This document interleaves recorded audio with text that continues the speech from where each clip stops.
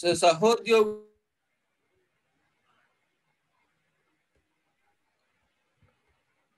సహోద్యోగులతో సంబంధాలు most important part of the life. మనం చెప్పుకున్నట్టు అడల్ట్ లైఫ్ లో ఎక్కువ భాగం, రోజులో ఎక్కువ భాగం, లేదా మన అడల్ట్ లైఫ్ లో ఎక్కువ భాగం మన కుటుంబంతో కన్నా ఎక్కువ వర్క్ ప్లేస్ లోనే గడుపుతాము, జాబ్ లోనే గడుపుతాము. కనుక జాబ్ లో మంచి మానవ సంబంధాలు ఉన్నట్లయితే జాబ్ లో సక్సెస్ అవ్వచ్చు, అంతకన్నా ముందు ముఖ్యంగా మనశ్శాంతి పొందొచ్చు. రెండు, సక్సెస్, మనశ్శాంతి నిజమైన విజయానికి బొమ్మ బొరుసు లాంటివి కనుక. అంటే మీరు ప్రమోషన్ పొందటము, ఉద్యోగంలో మీరు అనుకున్న మీ విద్యుక్తమైన బాధ్యతలు నిర్వహించటము అనేది ఒక రకమైనది. కేవలము మీ బాధ్యతలు మీరు పవర్ఫుల్ గా కరెక్ట్ గా నిర్వహించడం కాకుండా, ఎవరితోనూ తిట్టించుకోకుండా, ఎవరితోనూ ఇబ్బంది పడకుండా, మీరు ఇబ్బంది పడకుండా ఉండటం రెండో కోణం. ఈ రెండు కోణాలు ఉండాలి అంటే మానవ సంబంధాలు ఉండాలి.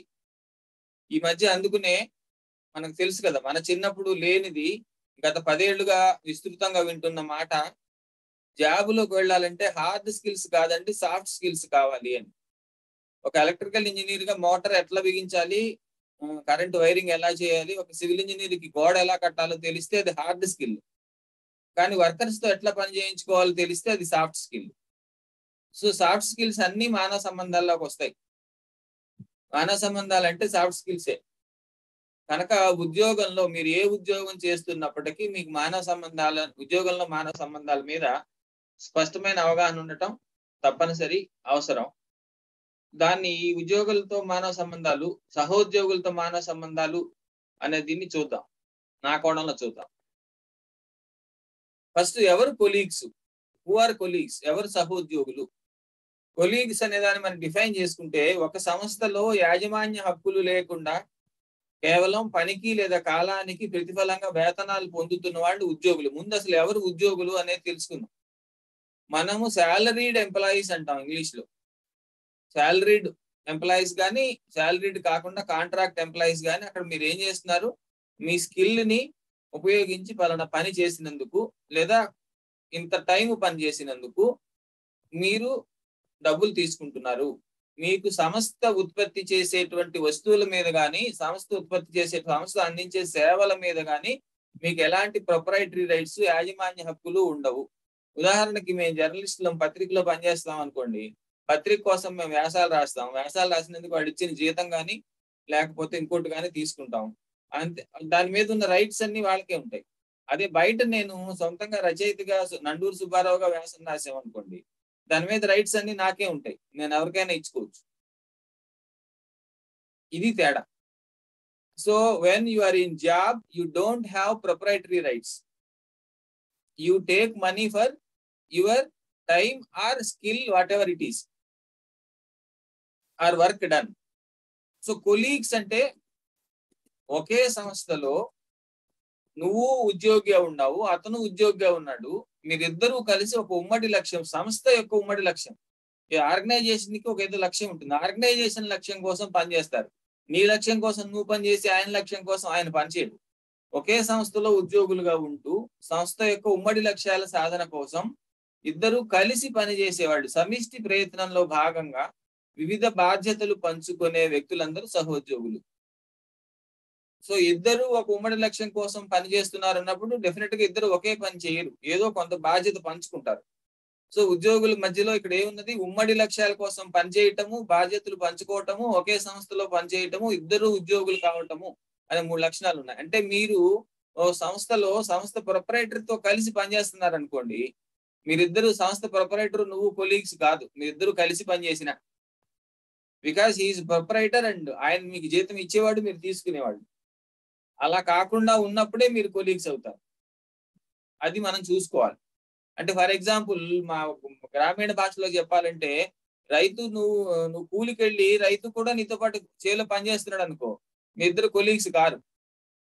ఇద్దరు ఒకే పని చేస్తూ ఉంటారు, ఇద్దరు ఉమ్మడి లక్ష్యం కోసమే పని చేస్తుంటారు, కానీ మీ ఇద్దరు కొలీగ్స్ అని చెప్పుకోవటం కుదరదు. రైతే, కూలినే. సో సహోద్యోగులతో సంబంధాలు మిగిలిన సంబంధాలతో పోల్చినప్పుడు ఎందుకు special, why they are special? Relations with colleagues are special because మీకు ఇష్టం ఉన్నా లేకపోయినా you have to work for common agenda, common targets, common goals. మీరు కామన్ గోల్స్ కోసం, ఉమ్మడి లక్ష్యాల కోసం పనిచేయాల్సిందే. రెండు, సో ఎవరికి ఏ విషయం మీద రైట్స్ ఉన్నాయి, ఎవరికి ఏ విషయం మీద రెస్పాన్సిబిలిటీస్ ఉన్నాయి అనేది ఖచ్చితంగా మీరు జాబ్ రోలులో మీకు డెఫినెట్ గా తెలిసిపోతుంది. అంటే ఇంగ్లీష్ మాస్టర్ సోషల్ పాఠం చెప్తానంటే కుదరదు, సోషల్ మాస్టర్ ఇంగ్లీష్ పాఠం చెప్తానంటే కుదరదు. నీ రోల్ నీదే, వాళ్ళ రోల్ వాళ్ళదే. సాధారణంగా 99% of the times or at least 90% of the times మనకున్న అధికారం ఏంటి, మనకున్న బాధ్యత ఏంటి, పక్కన ఉద్యోగుకున్న అధికారం ఏంటి, ఆయనకున్న బాధ్యత ఏంటి అనేది డిఫైన్డ్ గా ఉంటుంది. మూడోది, ఇద్దరు కొలీగ్స్ ఒకళ్ళకొకళ్ళు జవాబుదారీ కాదు. పక్కన వాడు సరిగ్గా పనిచేస్తున్నాడా అని నువ్వు చూడక్కర్లేదు, నువ్వు వాడికి జవాబు చెప్పక్కర్లేదు, అట్లాగే అతను నీకు జవాబు చెప్పక్కర్లేదు. కానీ మీ ఇద్దరు కలిసి మీ పై ఆఫీసర్ కి జవాబు చెప్పాల్సి వస్తుంది, లేదా మీ యజమానికి జవాబు చెప్పాల్సి వస్తుంది పని అయిందా లేదా అని. ఇక్కడ చూడండి, you are not responsible to each other. If I have to say it in English, you are not responsible to each other. Colleagues are not responsible to each other, but they are combinedly responsible to their superiors. ఇది చూసుకోవాలి. అందుచేత colleagues తో సంబంధం చాలా specific గా ఉండాలి. మీరు పక్కనవాడు పని చేయటం లేదండి అందుకని అవ్వలేదు అని ఫిర్యాదు చేయడానికి కుదరదు. పక్కనవాడు పని చేయకపోతే నువ్వేం చేస్తున్నావు, అంతా అయిపోయిన తర్వాత మన కొంపలు ముండిపోయిన తర్వాత డెడ్ లైన్ అయిన తర్వాత చెప్తున్నావా అని అడుగుతాడు యజమాని. కనుక యు ఆర్ కంబైన్లీ రెస్పాన్సిబుల్. ఇది చూడాలి. పక్క మాస్టర్ క్లాసులో అల్లరి చేస్తున్నారండి, నాకు తెలియదు, నా క్లాసులో బాగానే ఉంటున్నారు, ఈ దొరలవాట్లన్నీ నా క్లాసులో వచ్చినవి కాదు అని టీచర్ వెళ్ళి హెడ్ మాస్టర్కి చెప్పడానికి వీల్లేదు. సో ఏ క్లాసులో దురలవాటు వచ్చినా నీ క్లాసులో నువ్వు అబ్జర్వ్ చేసినప్పుడు దాన్ని తీసుకెళ్లాల్సి వస్తుంది. You are combinedly responsible. We need to note that. ఇంకపోతే ఇందులో ఇవన్నీ నేను ఇది చెప్పాను. ఈ మూడింటిని స్పెసిఫిక్ గా ఎందుకు చెప్తున్నానంటే, ఇక్కడ మనం అందుకోసమనే మన జాబ్ లో మన కొలీగ్స్ మన కుటుంబ సభ్యులు లాంటి వాళ్ళు అన్నారు. మన కుటుంబ సభ్యులతో కూడా మనకు ఉమ్మడి లక్ష్యాలు ఉంటాయి. మన కుటుంబ సభ్యులతో కూడా అధికారాలు బాధ్యతలు నిర్వచితంగా ఉండకపోయినా దాదాపుగా ఎవరి అధికారం ఏంటో ఎవరి బాధ్యత ఏంటో తెలిసి ఉంటుంది మనకి. అండ్ కుటుంబంలో కూడా పరస్పర జవాబుదారీగా ఉండటం కన్నా ఉమ్మడి జవాబుదారీగా ఉండటమే ఎక్కువ ఇంపార్టెంట్ మనం అర్థం చేసుకుంటే. కనుక ఈ 3 పాయింట్ల విషయాల్లో కుటుంబ సభ్యులు కొలీగ్స్ ఒకలానే ఉండాలి. సో కొలీగ్స్ ని కుటుంబ సభ్యుల్లాగా చూసుకోవాల్సిన అవసరం.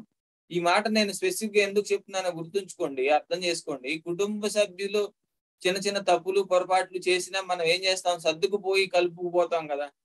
సో కొలీగ్స్ తో కూడా అట్లాగే సర్దుకుపోయి కలుపుకోవాల్సిన అవసరం ఉన్నది. Technically both are equal because of these 3 points. Because you have common goals, because you are combinedly responsible. And ఇంకపోతే కొలీగ్స్ తో ఉన్న సంబంధాల విషయంలో కుటుంబ సభ్యులతో లేని కొన్ని ప్రత్యేకతలు ఉన్నాయి ఎగ్జాక్ట్ గా కాకుండా. అవి ఏంటంటే ఇవి: కుటుంబ సభ్యులతో నువ్వు స్నేహానికి పోటీకి పరిమితి ఉండదు. నువ్వు యూ కెనాట్ లిమిట్. కుటుంబ సభ్యుల్ని లిమిట్ చేయడం కష్టం, కానీ కొలీగ్స్ ని వాళ్ళ ఏ ఏరియా వరకు, కనీసం ఉద్యోగం యొక్క ఏరియా వరకు మీరు లిమిట్ చేయొచ్చు. You can limit your colleagues. And colleagues తో నీకున్న సంబంధము తాత్కాలికము లేదా స్వల్పకాలికము. నువ్వు ఉద్యోగం మారచ్చు, ఆయన ఉద్యోగం మారచ్చు, ఇద్దరు ట్రాన్స్ఫర్ అవ్వచ్చు, ఏదన్నా అవ్వచ్చు. కుటుంబ సభ్యులతో లైఫ్ లాంగ్. కనుక కుటుంబ సభ్యులు లాంటి వాళ్ళు కొలీగ్స్, కానీ కుటుంబ సభ్యులు కాదు. These are the differences. ఇంత ముందు పైన 3 పాయింట్లు సిమిలారిటీస్, తర్వాతవన్నీ డిఫరెన్సెస్. తర్వాత పాత్రలు మారే అవకాశం ఉంది. కుటుంబ సభ్యుల్లో భార్య భర్త, భర్త భార్య, తండ్రి కొడుకు, కొడుకు తండ్రి, అన్న తమ్ముడు అవ్వరు. కానీ కొలీగ్స్ లో ఏమవుతుందంటే, ఒకసారి నువ్వు టీమ్ లీడర్ అవ్వచ్చు, ఒకసారి ఆయన టీమ్ లీడర్ అవ్వచ్చు, ఒకసారి నువ్వు ప్రమోషన్ వచ్చి నువ్వు ఆఫీసర్ అవ్వచ్చు, అతను నీ కింద సబార్డినేట్ అవ్వచ్చు, లేదు నువ్వు డిమోట్ అయ్యి నువ్వు సబార్డినేట్ అవ్వచ్చు, ఆయన ఆఫీసర్ అవ్వచ్చు. కొలీగ్స్ రిలేషన్ లో రోల్స్ సిమిలర్ గా ఉండాలని ఏం లేదు, దే కెన్ చేంజ్. కానీ కుటుంబ సభ్యులతో ఉన్న రోల్స్ స్టాండర్డ్ గా ఉంటాయి. అండ్ కొలీగ్స్ తో కుటుంబ సభ్యుల కన్నా ఎక్కువ సమయం గడుపుతాం, నీకు ఇష్టం ఉన్నా లేకపోయినా. అది ముందు నుంచి చెప్తున్నది. కుటుంబ సభ్యులతో ఇష్టం లేకపోతే మనం ఆవిడ అలిగితే గదిలోకి వెళ్ళి తలుపేసుకోవచ్చు, లేకపోతే టీవీ సీరియల్ చూడొచ్చు. మనం అడిగితే బయటకు వచ్చి ఫ్రెండ్స్ తో కాలక్షేపం చేసి సాయంత్రం ఇప్పుడు పడుకునే టైంకి ఇంటికి వెళ్ళొచ్చు, ఏదన్నా అవ్వచ్చు. కానీ కొలీగ్ మీద అలిగి మీరు ఆఫీస్ నుంచి బయటికి రాలేరు కదా. You have to work. Colleague తో కోపం చేసుకుని అందుచేత కంపల్సరీగా వాళ్ళతో ఎక్కువసేపు గడపాల్సిన ఇది ఉన్నది. అయితే కుటుంబ సభ్యుల్లో భార్య యొక్క కష్టాన్ని భర్త, భర్త యొక్క కష్టాన్ని భార్య, తండ్రి కష్టాన్ని కొడుకు, కొడుకు కష్టాన్ని తండ్రి అర్థం చేసుకోవటం కొంచెం కష్టం కావచ్చు. జనరేషన్ గ్యాప్ వలన, రోల్స్ జెండర్ గ్యాప్స్ వలన. అదే కొలీగ్స్ తో ఏంటంటే మీరిద్దరు ఒకే ఆఫీసర్ కింద పనిచేస్తుంటారు, ఒకే రకమైన వినియోగదారులతో పనిచేస్తుంటారు, ఒకే రకమైన వాతావరణంలో పనిచేస్తుంటారు. కనుక అవతల వాడికి ఎట్లాంటి స్ట్రెస్ ఉన్నదో జాబ్ పరంగా, అవతల వాడికి ఎలాంటి ఛాలెంజెస్ ఉన్నాయో, అవతల వాడికి ఎలాంటి అడ్వాంటేజెస్ ఉన్నాయో, డిసడ్వాంటేజెస్ ఉన్నాయో మీరు తేలిగ్గా అర్థం చేసుకోవచ్చు. కనుక ఒక రకంగా ఆలోచిస్తే కుటుంబ సభ్యుల్ని అర్థం చేసుకోవటం కన్నా కొలీగ్స్ ని అర్థం చేసుకోవటమే తేలిక. సో ఈ విషయాలను చూసిన తర్వాత మనం కొలీగ్స్ గురించి ఎట్లా మంచి కొలీగ్ అంటే ఏంటో ఆలోచిద్దాం. కొలీగ్స్ లో ఉన్న రకాలు. ఆఫీసర్స్ కూడా కొలీగ్సే. ఇందాక నేను చెప్పింది ప్రొపరైటర్, యజమాని మీ కొలీగ్ కాదు, కానీ మీ ఆఫీసర్ కూడా కొలీగ్. ఎందుకంటే అతను కూడా ఉద్యోగి, అతను నువ్వు ఒకే సంస్థలో పనిచేస్తున్నారు, అతను నువ్వు కలిసి ఒకే లక్ష్య సాధన కోసం పనిచేస్తున్నారు. కనుక ఆఫీసర్ కూడా మీ కొలీగే. మీ your superior is your colleague and your subordinate is your colleague. అలా కాకుండా మీతో కలిసి సమానమైన హోదాలో సేమ్ పొజిషన్ లో ఉన్న వాళ్ళు కొలీగ్స్. అలాగా ఒక సంస్థలో వేరు వేరు టీమ్స్ ఉన్నాయనుకోండి. ఒకటి అంటే 4-5, సపోజ్ ఏబిసిడి 4 టీమ్స్ ఉన్నాయి. 4 టీములకి 4 టీమ్ లీడర్స్ ఉన్నారు. టీమ్ లీడర్స్ అందరూ కొలీగ్స్ అవుతారు. వాళ్ళు విడివిడిగా అంటే పర్టికులర్ పనిలో కలిసి పని చేయకపోయినా, ఉదాహరణకి ఇంజనీరింగ్ కాలేజీలో mechanical department head, civil department head, computers department head ఉన్నారనుకోండి. వీళ్ళకి ఎవరికి వాళ్ళే ఇండిపెండెంట్ ఇన్ఛార్జీలు అయినప్పటికీ వాళ్ళు ముగ్గురు మన కొలీగ్స్ గానే పరిగణించాలి. ఎందుకంటే వాళ్ళు ముగ్గురికి కాలేజీ యొక్క ప్రతిష్ట కాపాడటం, రిజల్ట్స్ తీసుకురావడం అనే ఉమ్మడి లక్ష్యం ఒకటి ఉన్నది.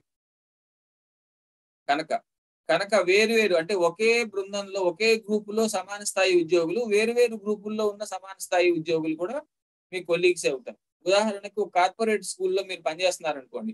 ఆ కార్పొరేట్ స్కూల్ కి 200 బ్రాంచ్లు ఉన్నాయి. ఆ కార్పొరేట్ స్కూల్స్ లో ఇంగ్లీష్ ఇన్ఛార్జీలు అందరూ కొలీగ్స్ అవుతారు. ఆ కార్పొరేట్ స్కూల్స్ లో వేరు స్కూల్స్ లో పనిచేస్తుంటారు, వాళ్ళు కలిసి పనిచేయరు. ఆ కార్పొరేట్ స్కూల్స్ లో ఉన్న ప్రిన్సిపాల్స్ అందరూ ఇన్ఛార్జ్ ఇదవుతారు. అట్లాగా మనం చూసినప్పుడు కార్పొరేట్ లోకి వెళ్ళినప్పుడు కొలీగ్ అనే దాని ఇది ఎక్కువ పెరుగుతుంది. వాళ్ళతో మనం కలిసి పని చేయం కదండి. కలిసి పని చేయము అంటే చేయము, చేస్తాము అంటే చేస్తాం దూరంగా ఉన్న వాళ్ళతో. అయితే మనం ఇక నుంచి ఊరికి నేను టెక్నికల్ గా చెప్తున్నాను, నేను సైంటిఫిక్ గా చెప్తున్నాను అన్నాను కనుక మనం ఎక్కువ మానవ సంబంధాలు ఎవరితో పెట్టుకుంటాం? ఒకే క్యాంపస్ లో, ఒకే ఆఫీస్ లో కలిసి పనిచేసే, ఒకే వర్క్ ప్లేస్ లో కలిసి పనిచేసే వాళ్ళతోనే రిలేషన్ పెట్టుకుంటాం కనుక చూద్దాం. And particularly subordinates are also colleagues. ఆఫీసులో మనం బంట్రోతులు, బాయ్స్ అనే వాళ్ళు ఎవరు ఉంటారో, చిన్న సర్వీస్ చేసేవాళ్ళు, ఓన్లీ ఫిజికల్ సర్వీస్ చేసేవాళ్ళు ఎవరు ఉంటారో వాళ్ళు కూడా మీ కొలీగ్సే. మీ యొక్క లక్ష్య సాధనని తేలిక చేసేందుకు కానీ, కష్టం చేసేందుకు కానీ, పర్టికులర్ గా మానవ సంబంధాల విషయంలో పక్కన వాడితో మీకున్న మానవ సంబంధాలు చెడగొట్టేందుకు కానీ, దాన్ని బాగు చేసేందుకు కానీ వీళ్ళు చాలా కీలకమైన పాత్ర పోషిస్తారు. సో ఆఫీసులో ప్యూన్లు, బాయ్స్, సబార్డినేట్స్ ఎవరున్నారో వాళ్ళందరూ కూడా కొలీగ్స్ అని మనం గుర్తించాలి. వాళ్ళతో సంబంధాలను కూడా జాగ్రత్తగా ఉంచుకోవాలి. This is most important thing. So మంచి ఉద్యోగి వేరు. Even if you are a good employee, you cannot be a good colleague. So మంచి ఉద్యోగి ఎవరు? ఒక సంస్థ ఉమ్మడి లక్ష్య సాధనలో భాగంగా తనకు అప్పగించిన బాధ్యతలను సమర్థవంతంగా నెరవేరుస్తూ ఇతరులు కూడా అలా పనిచేసేందుకు సహకరిస్తూ ఉండేవాడు. ఒకటి, నీకు అప్పచెప్పిన బాధ్యతలు నువ్వు చేయాలి, పక్కన వాడి బాధ్యతలు వాడికి అప్పచెప్పిన బాధ్యతలు వాడు చేసేందుకు వాడికి ఇది చేయాలి, ఉపయోగపడాలి, అడ్డుపడకూడదు కనీసం. కానీ మంచి సహోద్యోగి అంటే ఏంటి? తన విధులు తాను సక్రమంగా నిర్వహిస్తూ తోటి ఉద్యోగులతో స్నేహపూర్వకంగా ఉంటూ ఉద్యోగిగా తన కష్ట నష్టాలతో పాటు తోటి ఉద్యోగుల కష్ట నష్టాలను కూడా పరిగణనలోకి తీసుకుని స్పందించేవాడు మంచి సహోద్యోగి. ఈ మాట ఎక్కడొస్తుందంటేనండి, ఆఫీసులో మన ఉమ్మడి వనరులు వాడుకుంటాం. ఫర్ ఎగ్జాంపుల్ ఇప్పుడు లేటెస్ట్ మోడల్ ఆఫీసులో మనం దాని పేరేంటి, కామన్ ప్రింటర్స్ వాడతాం, కామన్ స్కానర్స్ వాడతాం. ప్రింటర్స్, స్కానర్స్ లాంటి ఉమ్మడి పరికరాలు వాడుతున్నప్పుడు నా పని ముందవ్వాలి, నీ భయం అయిపోయినా పర్వాలేదు అని కాకుండా సంస్థ దృష్టిలో ఆలోచించి, డెడ్ లైన్ దృష్టిలో ఆలోచించి ఎవరి పని ముందవ్వాలి అని మ్యూచువల్ గా అండర్స్టాండ్ చేసుకుని ఇబ్బంది లేకుండా చేసుకుంటే మీరు మంచి గుడ్ కొలీగ్ అవుతారు.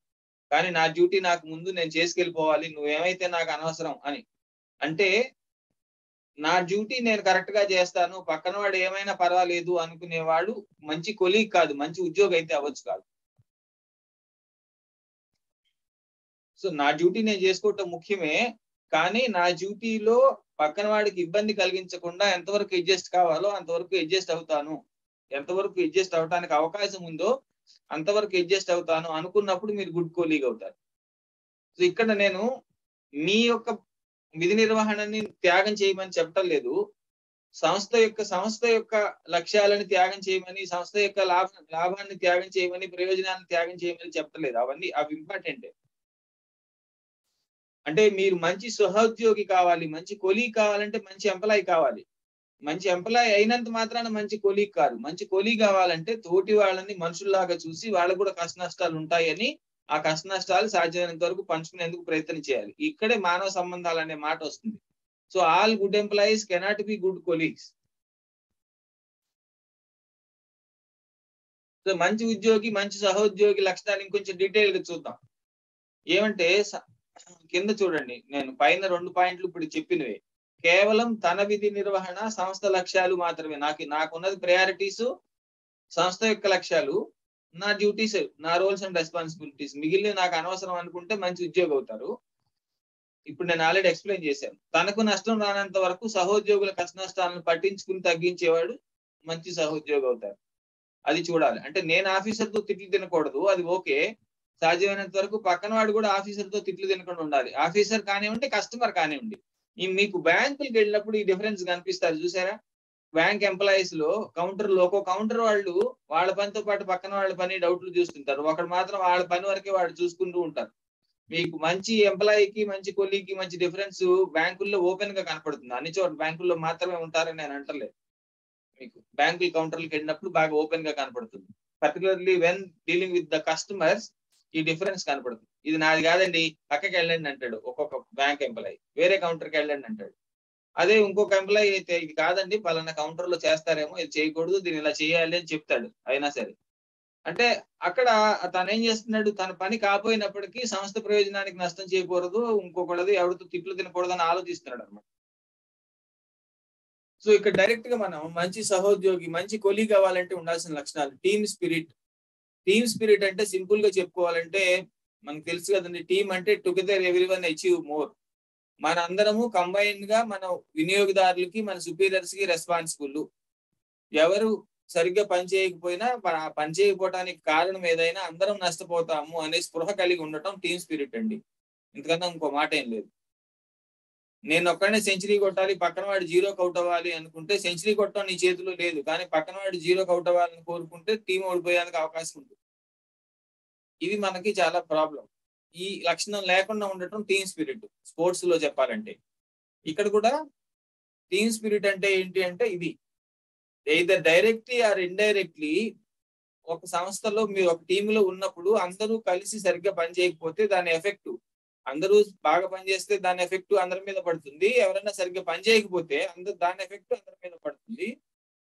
సాధ్యమైనంత వరకు అందరినీ కలుపుకుని పోవాలి అనే లక్షణం, ఆలోచన, స్పృహ ఉండటం టీమ్ స్పిరిట్. అండ్ రెండోది తేడాలను అంగీకరించడం. ఇది చాలా ముఖ్యమైన విషయం అండి. కొంచెం గమనించి గుర్తుపెట్టుకోండి. ఏమిటి తేడాలను అంగీకరించడం? పని చేసే విధానంలో, ఆలోచన విధానంలో, అక్కడున్న సిచ్యువేషన్ను రిసీవ్ చేసుకునే విధానంలో మనిషికి మనిషికి తేడా ఉంటుంది. మన పెద్దలు ఏం చెప్తారు? ఒక చేతికి 5 వేళ్ళు ఒకేలా ఉండవండి అని చెప్తారు కదా. ఒక చేతిలో ఉన్న 5 వేళ్ళే ఒకలా ఉండవండి అన్నట్టు. అందుకని ఆఫీసర్ మాటలకు కానీ, కొలీగ్ మాటలకు కానీ, ఎదుర్కొండా ఉన్న కస్టమర్ మాటలకు కానీ, అక్కడ ఉన్న సిచ్యువేషన్ లో ఉన్న టెన్షన్ కానీ, లేకపోతే ఇంకో దానికి కానీ, అసలు ఒక పనిని డీల్ చేసే విధానంలో కానీ నీకు నీ కొలీగ్ ఒకేలాగా ఉండాలని లేదు. నువ్వు స్పందించినట్లే ఆయన స్పందించాలని లేదు. నువ్వు కంగారు పడితే ఆయన కంగారు పడాలని లేదు. ఇది మనం చూసుకోవాలి. నువ్వు టెన్షన్ పడితే ఆయన టెన్షన్ పడాలని లేదు. కనుక పని చేసే విధానంలో, ఆలోచించే విధానంలో మనిషికి మనిషికి తేడా ఉంటుంది. మీరిద్దరూ ఒకే ఆఫీసులో ఒకే చదువుతో ఒకే ట్రైనింగ్ తో పనిచేస్తున్నప్పటికీ మీరిద్దరు మనుషులు కనుక మీ ఇద్దరు అక్కడ ఉన్న సిచ్యువేషన్ ని డీల్ చేయడంలో తేడా ఉంటుంది. మనిషికి మనిషికి తేడా ఉంటుంది. నువ్వు ఉన్నట్టే ఆయన ఉండడు, నువ్వు ఆలోచించినట్టే ఆయన ఆలోచించడు అనే దాన్ని మనం గుర్తించి అంగీకరించాలి.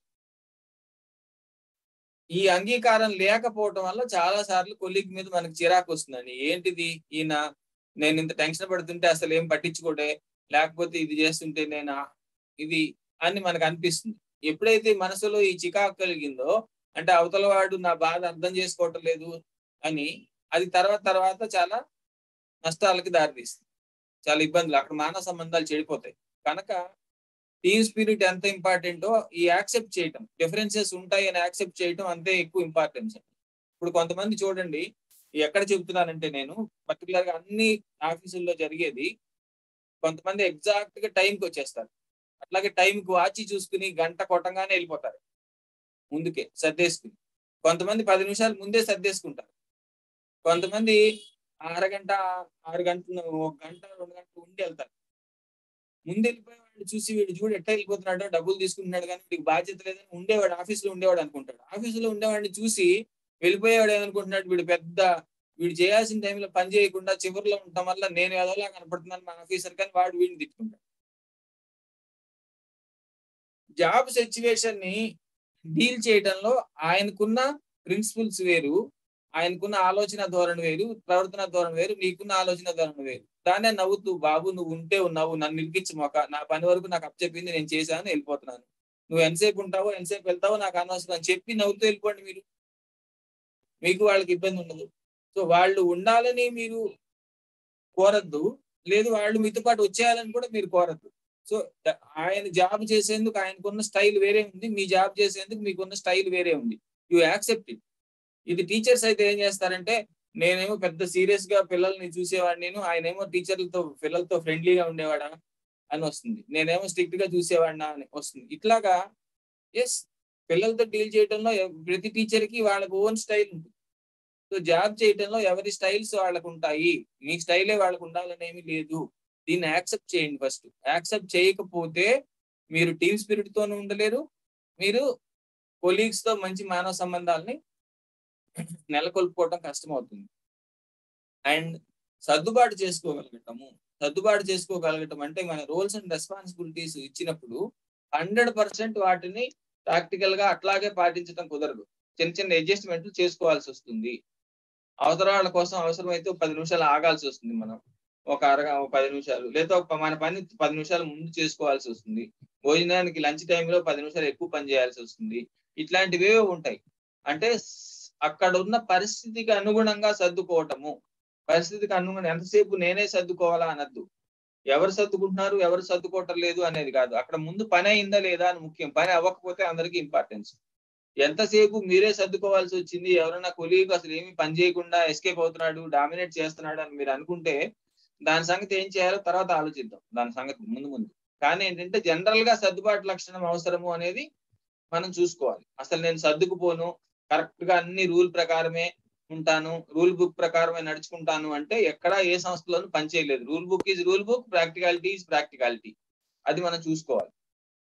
పర్టికులర్లీ యాక్టివ్ లిసనింగ్ ఉండాలి. కొలీగ్ మాట్లాడుతున్నప్పుడు యాక్టివ్ లిసనింగ్ అంటే కేవలం శబ్దాన్ని వినటం మాత్రమే కాకుండా అవతల మనిషి ఏమి చెప్తున్నాడు, ఏమి చెప్తున్నాడో వింటే శబ్దం వింటున్నాం, ఎందుకు చెప్తున్నాడు, దీన్ని రీడింగ్ బిట్వీన్ ద లైన్స్ అంటారు. ఇక్కడ లిజనింగ్ బిట్వీన్ ద లైన్స్. వాళ్ళ మాటల వెనక ఉన్న అంతరార్థాన్ని మనం గ్రహించగలగాలి. అలా వినటాన్ని యాక్టివ్ లిజనింగ్. వాడి కడుపులో బాధ ఏంటో మనం తెలుసుకోగలగాలి వినటం ద్వారా. దాన్ని యాక్టివ్ లిజనింగ్ అంటాం. అది తెలుసుకోకపోతే మనం చాలా సందర్భాల్లో ఇందాక మనము ఆ సమస్యని పరిష్కరించలేము. అవతల ఆయన ఎందుకు అరగంట ఎక్కువ ఆలస్యంగా ఉంటున్నాడు నువ్వు కనుక్కునేందుకు ప్రయత్నం చేయాలి, నువ్వు ముందు ఎందుకు వెళ్ళిపోతున్నావు అవతరానికి చెప్పేందుకు ప్రయత్నం చేయాలి. ఇద్దరికి వేరు వేరు సమస్యలు ఉండొచ్చు. అరగంట ఆలస్యంగా కానీ ఆయనకు అక్కడ బస్సు అందుబాటులో ఉండకపోవచ్చు. అక్కడ వెళ్ళి రోడ్డు మీద బస్ స్టాప్ లో నుంచునే బదులు ఇక్కడే అరగంట ఆలస్యంగా వెళ్తే కనీసం ఆఫీసులో కాస్త బాగుంటుంది, మనకి ఏదైనా ఇది వస్తుందని ఆయన ఉండొచ్చు, చెప్పలేం మనం. కనుక ముందు అవతల వాడు చెప్తున్నది, ఇక్కడ యాక్టివ్ లిజనింగ్ అంటే మనం చాలా క్యాజువల్ మాటలు మాట్లాడుకుంటూ ఉంటాం పొద్దున్న సాయంత్రం దాకా కొలీగ్స్ తో జాబ్ గురించి మాత్రమే మాట్లాడడం. చాలా క్యాజువల్ విషయాలు రకరకాలుగా జాబ్ గురించి క్యాజువల్ గా మాట్లాడుకుంటాం. ఇది కనుక ఈ అవతల వాళ్ళు మాట్లాడే మాటల్ని మీరు విన్నట్లయితే, అంటే మాటల మీద కాకుండా మనిషి మీద శ్రద్ధ పెట్టితే మీకు అవతల మనిషి అర్థం అవుతారు. వాళ్ళ కష్ట నష్టాలు అర్థం అవుతాయి. అప్పుడు మీరు ఈ పైన సర్దుబాటు చేసుకోవటము, యాక్సెప్ట్ చేయటము తేలిక చేయగలుగుతారు. సో అసలు తేడాలు ఉంటాయి అని ముందు మీరు యాక్సెప్ట్ చేస్తే, నెగిటివ్ లో వెళ్లకుండా ఉంటే మీరు శ్రద్ధగా వినగలుగుతారు. తర్వాత కలిసి పని చేసే గుణము, కొలాబరేటివ్. అంటే అవసరమైతే నీ పని నేను చేస్తాను, నా పని నువ్వు చెయ్యి, అడ్జస్ట్మెంట్ చేసుకుందాము అని చేసుకోవటం కలిసి పని చేసే గుణం. మీ పని ఎక్కువ చేయటం, తక్కువ చేయటం అడాప్టబిలిటీ అండి. అవసరమైతే అటు ఇటు మార్చుకోవటం, ఇద్దరం కలిసి పని చేద్దాం, ఇద్దరం రా అంటే నీ వర్క్ ఉంది, లేట్ అయిపోతుంది, అక్కడ డెడ్ లైన్ వచ్చేస్తుంది, ఏది ఇటీవ్ నేను చేస్తాను కొంత పని అని చేయటం. ఉదాహరణకి టీచర్స్ భాషలో చెప్పాలంటే ప్రోగ్రెస్ కార్డులు వేయటమో, లేకపోతే పేపర్లు దిద్దటమో. బిట్ పేపర్ దిద్దాలనుకోండి, ఇంగ్లీష్ భాష కూడా మ్యాథమెటిక్స్ బిట్ పేపర్ దిద్దొచ్చు. ఏముంది, పక్కన బిట్ పేపర్ చూస్తే ఆన్సర్ దిద్దొచ్చు కదా. ఇది అందుకని అట్లాగా పని పూర్తి చేయడం కోసం చేయటం, దాన్ని కొలాబరేటివ్ అంట. కలిసి పని చేద్దాం అనే లక్షణం ఉండటం కొలాబరేటివ్. అండ్ క్రియేటివిటీ, ఎప్పుడు ఒకే పద్ధతిలో కాకుండా అక్కడ సిచ్యువేషన్ తగినట్లుగా పద్ధతి మార్చి పని అయ్యేలాగా చేయటం క్రియేటివిటీ. ఇక్కడ కూడా రూల్ బుక్ ఇది చేయటం కాకుండా, అంటే ఇప్పుడున్న సమస్యకి పరిష్కారం ఏంటి అని ఆలోచించగలిగే లక్షణం. ఎవరికి క్రియేటివిటీ ఉందో వాళ్ళకి ప్రాబ్లమ్ సాల్వింగ్ నేచర్ ఎక్కువ ఉంటుంది, కెపాసిటీ ఎక్కువ ఉంటుంది. సో మీకు ప్రాబ్లమ్ సాల్వింగ్ కెపాసిటీ మీకు ఉన్నప్పుడు మీరు మంచి కొలీగ్ ఆటోమేటిక్ గా కాగలుగుతారు. అందుకని ఇక్కడ క్రియేటివిటీని చేర్చడం జరిగింది. ఇంకా చాలా లక్షణాలు ఉన్నాయండి. మీరు మంచి కొలీగ్ కావాలి అంటే మీరు ఎనర్జెటిక్ గా ఉండాలి, అలర్జెటిక్ గా ఉండకూడదు. ఎనర్జెటిక్ గా ఉంటాం అంటే నీరసంగా ఉంటూ, అబ్బా చచ్చిపోతున్నాము, చాలా ఇదిగా ఉంది, అబ్బా ఇది చూస్తున్నాము, ఇవాడు బాగా ఉక్కబోస్తుంది, ఇవాడు బాగా చల్లేస్తుంది, లేకపోతే ఇది ఇలా అంటూ ఉండేవాడు మంచి కొలీగ్ కాలేడు. ఎందుకంటే వాడు డెఫినెట్ గా ఇతరులకు బోర్ కొట్టేస్తాడు, ఇతరులను పని చేయనివ్వడు. అండ్ గోల్ ఓరియంటెడ్, ఎంతసేపు మీరు ఎన్ని మాటలు చెప్పినా పని తొందరగా పూర్తి చేద్దాము అనే స్పృహ మీకుండి ఇతరులకు కలిగించేలాగా ఉంటేనే దాన్ని గోల్ ఓరియంటెడ్ అంట. ఆ పని మీద మీకు లక్ష్యశుద్ధి లేకపోతే, గోల్ ఓరియంటేషన్ లేకపోతే, మీకు మిగిలిన లక్షణాలు మీరు చురుగ్గా ఉండి, జోక్ చేస్తూ ఉండి, పక్కన వాళ్ళతో కలిసి ఉండి, ఇవన్నీ ఉన్న ఉపయోగం లేదు.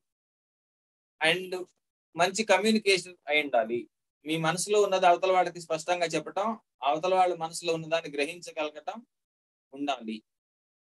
సో హార్డ్ వర్కింగ్ ఉండాలి. ఎప్పుడో ఒకప్పుడు ఉద్యోగం అన్న తర్వాత మనకి ఉపాధి, డబ్బులు ఇచ్చేది, మన జీవితాన్ని గడపడానికి ఆధారమైన దాన్ని మనం అవసరమైతే ఎక్కువ పని మామూలు కన్నా కష్టించి, మామూలు కన్నా సిన్సియర్ గా చేయాల్సిన లక్షణం ఉంటుంది. Unless you are hard working, అంటే ఇందాక చెప్పుకున్నాం, మీరు ఎస్కేప్ అయిపోదాము, పైన పని చేద్దాము అనుకుంటే మీరు కొలీగ్ కాలేరు. పని నుంచి తప్పించుకునే లక్షణం ఉన్నవాడు ఎవరు మంచి కొలీగ్ కాలేరు. ఎందుకంటే టీంలో పనిచేస్తున్నప్పుడు, ఆఫీసులో పనిచేస్తున్నప్పుడు పని నుంచి తప్పించుకునే లక్షణం ఉన్న వాళ్ళని అందరూ మనసులో అసహించుకుంటారు ఫైనల్ గా. ఇది సో హెల్ప్ఫుల్, అవసరమైనప్పుడు కొంచెం గీత దాటైనా అవతల వాళ్ళకి హెల్ప్ చేసే లక్షణం ఉండటం హెల్ప్ఫుల్. అండ్ పోటీ తత్వము, అంటే నువ్వు బాగా పనిచేస్తావా, నేను బాగా పనిచేస్తాను. కాంపిటేటివ్ స్పిరిట్ అంటే పోటీ పడినప్పుడు ఇద్దరిలో సమర్థత పెరుగుతుంది అని, ఒకళ్ళ కాళ్ళు ఒకళ్ళ వెనక్కి లాక్కోవటం కాదు. సో కాంపిటేటివ్ స్పిరిట్ కూడా ఉండాలి. అన్నిటికన్నా ముఖ్యంగా ఈ స్లైడ్ ఇంపార్టెంట్ అండి, మాట నిలకడ ఉండాలి. అంటే సత్యహరిచంద్రులా ఉండాలని కాదు, ఉంటే తప్పులేదు, ఉండగలిగితే మంచిదే. మాట నిలకడ ఉండటం అంటే పర్టికులర్ గా ఉద్యోగ బాధ్యతలకు సంబంధించి మీరు ఆనెస్టీగా ఉండాలి. పని చేయగలిగితే చేస్తానని చెప్పాలి, చేయలేకపోతే చేయలేనని చెప్పాలి. ఒక మాట ఇంకో చోట చెప్పకూడదు, రాని దాన్ని రాదని చెప్పాలి. నీకెందుకు నేనున్నాలే అని లాస్ట్ మినిట్ లో తప్పుకుంటే అవతల మనిషి పైన ఆఫీసర్ దగ్గర లేకపోతే కస్టమర్ దగ్గర అవతల మనిషికి చాలా మాట పోతుంది. కనుక ఇది మనం చూసుకోవాలి. మంచి కొలీగ్ గా ఉండాలి అంటే పక్కన కొలీగ్కి మీరు మాట ఇస్తున్నప్పుడు చాలా ఆలోచించి చేయాలి. అండ్ హంబుల్, కొన్ని విషయాల్లో మీకు ప్రత్యేకమైన ప్రతిభ ఉండొచ్చు. ప్రత్యేకమైన ప్రతిభ ఉన్నంత మాత్రాన, ఇందాక చెప్పుకున్నట్టు టీంలో ఉన్నంత మాత్రాన మీకు ప్రత్యేకమైన ప్రతిభ ఉన్నంత మాత్రాన మిమ్మల్ని పక్కన వాళ్ళు పొగడచ్చు. పొగిడినా మీరు గర్వం లేకుండానే ఉండాలి. మనం మొదల నుంచి చెప్పుకుంటున్నాం ఏమని, టీం అనుకున్నప్పుడు, కుటుంబం అనుకున్నప్పుడు అందులో అన్ని రకాల మనుషులు ఉండాలి. ఏ ఒక్క మనిషి కేవలం ఒక్కడే ఉండి ఎవరి సహాయం లేకుండా ఏ పని చేయలేడు. అందుచేత నీకెంత ప్రత్యేకమైన ప్రతిభ ఉన్నా మీ చుట్టుపక్కల వాళ్ళ సపోర్ట్ లేదే ఆ ప్రతిభకి గుర్తింపు రాదు, ఆ ప్రతిభకి వన్నె రాదు, దానివల్ల మీరు ప్రయోజనం పొందలేరు. కనుక మీకున్న ప్రతిభని నిజంగానే అందరూ గుర్తించి మీరు ఇది చేయాలి అనుకుంటే మీరు హంబుల్ గా ఉండాలి. మీ టీం యొక్క అవసరాన్ని మీరు గుర్తించాలి. సో ఇది గుర్తించకుండా మీకు ఏదో ఒక ప్రత్యేకమైన ప్రతిభా లక్షణం ఉంది. ఫర్ ఎగ్జాంపుల్ ఇందులో 2 రకాలు ఉందండి. ఒకటి మీరెవరో మంచి బయట సింగర్ కానీ ఆఫీస్ లో మీరు వర్కర్ మాత్రమే. అందుకని ఇక్కడ మీరు గర్విష్ఠగా ఉండడానికి వీల్లేదు. మీరు బయట మీకు ఏదైనా టాలెంట్ ఉన్నా, లేదు జాబ్ లో మీకు ఏదైనా స్పెసిఫిక్ గా టాలెంట్ ఉన్నా, మీతో ఆఫీసర్ బాగా మాట్లాడుతున్నా, మీరు గర్వంతో ఉండటానికి వీల్లేదు. అది చాలా ఇబ్బంది కలిగిస్తుంది. ఈ ఈ స్లైడ్ లో ఉన్నవి ఇంపార్టెంట్ అని ఎందుకు చెప్పానంటే నేను ఈ స్లైడ్ లో ఉన్న లక్షణాలు మీ మానవ సంబంధాలు, ఉద్యోగిగా మీ మానవ సంబంధాలని బాగా మెరుగుపరుస్తాయి లేదా బాగా దెబ్బతీస్తాయి. సో అవతల వాళ్ళు సలహాలు ఇచ్చినప్పుడు మనం తీసుకోవాలి. Open to feedback. ఇదిగో మీరు ఈ పని చేస్తే దానికన్నా ఇది ప్రాబ్లం వచ్చే అవకాశం ఉంది ఇది అన్నప్పుడు నువ్వెవడివి నాకు తప్పట్టేందుకు, నువ్వు చెప్పొచ్చేవాడివా, లేకపోతే నీకు అవసరమా, నీ పని నువ్వు చేసుకో అనే ధోరణి ఉండకూడదు. అవతల వాళ్ళు అది కేవలం ఒపీనియన్ అయి ఉండొచ్చు, ఆ ఒపీనియన్ తప్పై ఉండొచ్చు, లేకపోతే మరి ఏదైనా అయి ఉండొచ్చు. కానీ పక్కన కొలీగ్స్ ఫీడ్బ్యాక్ చాలా చాలా అవసరము. ఆ ఫీడ్బ్యాక్ తీసుకోవాలి, ఫీడ్బ్యాక్ కి రెడీగా ఉండాలి. అంతేగాని ఫీడ్బ్యాక్ ని క్రిటిసిజం గా అనుకుని దాన్ని నెగిటివ్ గా రియాక్ట్ అవ్వకూడదు. అండ్ ఆప్టిమిస్టిక్ అంటే పక్కన వాడు కూడా కలిసి పనిచేస్తాడు, బాగుపడతాడు, మన వాతావరణం బాగుపడుతుంది, మనం సక్సెస్ఫుల్ అవుతాము అనే ఆశావాద దృక్పథంతో ఉండాలి. అంతేగాని మనం నిరాశతో ఇది అవ్వదులే, అయినా మనం ఇంత చేస్తున్నాం కానీ చివరికి ఏమి అవ్వదు సావదులే అనే కోణంలో ఆలోచించకూడదు, ఆ దృక్పథంతో ఉండకూడదు. అండ్ పర్టికులర్లీ పనిలో వ్యవహారంలో పద్ధతిగా ఉండటం. పద్ధతిగా ఉండటం అంటే ఆర్గనైజ్డ్ గా ఉండటం. ప్రతి పనికి చేసేందుకు ఒక పద్ధతి ఉంటుందండి. అది ఒక సంస్థలో ఒక పని చేసేందుకు ఒక పద్ధతి ఉంటుంది. అది పాఠం చెప్పేందుకు కానివ్వండి, ఏ పని చేసేందుకు, వంట చేసేందుకు కానివ్వండి, దేనికైనా మనం సంస్థలో పని చేస్తున్నప్పుడు ఆ పని చేసేందుకు సంస్థకంటూ ఒక పద్ధతి ఉంటుంది. ఆ పద్ధతి ఏంటో తెలుసుకుని ఆ పద్ధతి ఫాలో అవ్వాలి. సంస్థలో టీంలో పనిచేస్తున్నప్పుడు కొలీగ్ గా పనిచేస్తున్నప్పుడు నా ఇష్టం వచ్చినట్టు నేను చెప్తాను, నా ఇష్టం వచ్చినట్టు నేను చేస్తాను అంటే కుదరదు. కనుక మీరు ఆర్గనైజ్డ్ గా ఉండకపోతే దానివల్ల మీ మానవ సంబంధాలు దెబ్బతింటాయి, మీ పనితీరు సమర్థత కూడా దెబ్బతింటుంది. ఇది మీకు ఎందుకు ఎలాగోలాగా నేను పని పూర్తి చేస్తాను కదా, ఎటాగొట్టగా నా పని నాకు అప్పచెప్పిన పని నేను చేస్తున్నాను కదా, ఆర్గనైజ్డ్ గా ఉండాలా అంటే కుదరదు. You should be organised. మీ మీ ఆర్గనైజేషన్ ఒక పని ఎట్లా చేయాలో దానికి ఒక పద్ధతి చెప్పినప్పుడు ఆ పద్ధతిని ఫాలో కాకపోతే మీరు మంచి కొలీగ్ కాలేరు. సో ఇంకొంచెం విస్తారంగా చెప్పుకుంటే మంచి సహోద్యోగి ప్రాబ్లం సాల్వర్ అయి ఉండాలి.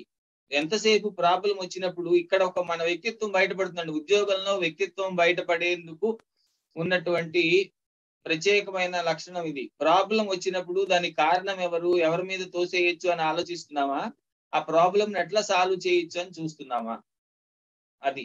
అట్లాగే మీరు చేసే పనిలో మీరు ఎక్స్పర్ట్ అయ్యేందుకు ప్రయత్నం చేయాలి. అప్పుడు మీరు మంచి కొలీగ్ కూడా కాగలుగుతారు. పనిలో నైపుణ్యం ఉండాలి, మీరు పంక్చువల్ గా టైం పాలించాలి, ఇతరుల పట్ల గౌరవాన్ని కలిగి ఉండాలి, అండ్ రిలయబిలిటీ ఉండాలి. అంటే ఈ పని ఖచ్చితంగా చేస్తాడు అని మీ మీద మీ టీం కి నమ్మకం కలిగించుకునేలాగా ప్రయత్నం చేయాలి. ఈ పని వీడికి అప్పచెప్తే ఖచ్చితంగా అవుతుంది అని నమ్మకం. ఆనెస్టీ అంటేనేమో మనం ఇతరులకు మాట ఇవ్వటం అండి. రిలయబిలిటీ అంటే మనం ఏం చెప్పాం కానీ మన మీద వాళ్ళకి కలిగేటువంటి నమ్మకం. ఓహో ఇతనికి ఈ పని అప్పచెప్పామంటే ఇది ఖచ్చితంగా అవుతుంది, ఇక మనం దీన్ని చూసుకోక్కర్లేదు అని నమ్మకం మన కొలీగ్స్ కలిగిస్తే అది రిలయబిలిటీ. అది చూసుకోవాలి. ఇప్పుడు కొలీగ్స్ అన్న తర్వాత పోటీ ఉంటుంది. ఎందుకని? కంపల్సరీగా రేపొద్దున అక్కడ నలుగురు కింద టీం మెంబర్లు ఉంటే ఆ తర్వాత స్థాయిలో ఒకళ్ళే టీం లీడర్ ఉంటారు. నలుగురు కాకపోతే 10 మంది ఉంటే ఒకళ్ళే టీం లీడర్ అవుతారు. కనుక ఎవరు బాగా పనిచేస్తే వాళ్ళు టీం లీడర్ అవుతారు కనుక సహోద్యోగుల మధ్య పోటీ ఉంటుంది. పర్టికులర్ గా సేల్స్ పీపుల్ లో వగైరాలు అయితే కన్జ్యూమర్స్ కోసం కస్టమర్స్ కోసం కూడా పోటీ ఉండొచ్చు. కనుక పోటీ అనేది క్రీడా స్ఫూర్తితో కూడిన పోటీ అయి ఉండాలి. క్రీడా స్ఫూర్తితో కూడిన పోటీ అంటే అర్థం ఏంటి? అసలు క్రీడా స్ఫూర్తి అంటే ఏంటో చాలా మందికి తెలిసే ఉంటుంది. నేను ఒకసారి చెప్తాను. అంటే పోటీలో పాల్గొనటం ముఖ్యము, గెలవటం ముఖ్యం కాదు అనుకోవటాన్ని క్రీడా స్ఫూర్తి అంటాం. అంచేత కంపల్సరీగా పోటీ పడాలి, పోటీని ఎంజాయ్ చేయాలి, ఆటను ఎంజాయ్ చేయాలి, ఎవరు గెలిచినా పర్వాలేదు అనుకుంటే దాన్ని స్పోర్టివ్ స్పిరిట్ అంటారు. సో మనం నేను పక్కన వాడి కన్నా ఎక్కువ సక్సెస్ ఉన్న మీరు పాఠాలు తొందరగా చెప్పాలి, ఎక్కువ మార్కులు తెచ్చుకోవాలి, టీచర్ల భాషలో చెప్పాలంటే, సేల్స్ మెన్ భాషలో చెప్పాలంటే ఎక్కువ సేల్స్ తీసుకురావాలి, ఎక్కువ కస్టమర్స్ ని సాటిస్ఫై చేయాలి. ఇవన్నీ ఇవి. సో కంపల్సరీగా పోటీ ఉండాలండి. పోటీ ఉంటుంది, తప్పదు. ఎందుకంటే పెర్ఫార్మన్స్ ఇండికేటర్స్ అని ఉంటాయి. ప్రతి ఉద్యోగానికి కొన్ని పెర్ఫార్మన్స్ ఇండికేటర్స్ ఉంటాయి. మీరు బాగా పనిచేస్తున్నారా లేదా చూసేయండి. సో మీరు బాగా పనిచేస్తున్నారా లేదా చూస్తున్నప్పుడు ఆటోమేటిక్ గా మీ పక్క కొలీగ్‌తో పోలుస్తారు. అంటే మీరు ఒప్పుకున్నా ఒప్పుకోకపోయినా మీ ఇద్దరి మధ్యలో పోటీ ఉంటుందన్నమాట. సో ఈ పోటీని మనం ఎట్లా తీసుకుంటున్నాము అంటే ప్రత్యక్షంగా కొలవటానికి వీలైన విషయాల్లోనే పోటీ పడాలి. ఆయన మంచిగా ఉంటున్నాడా? నేను మంచిగా ఉంటున్నానా? ఇట్లాంటి విషయాల్లో పోటీ పడకూడదు.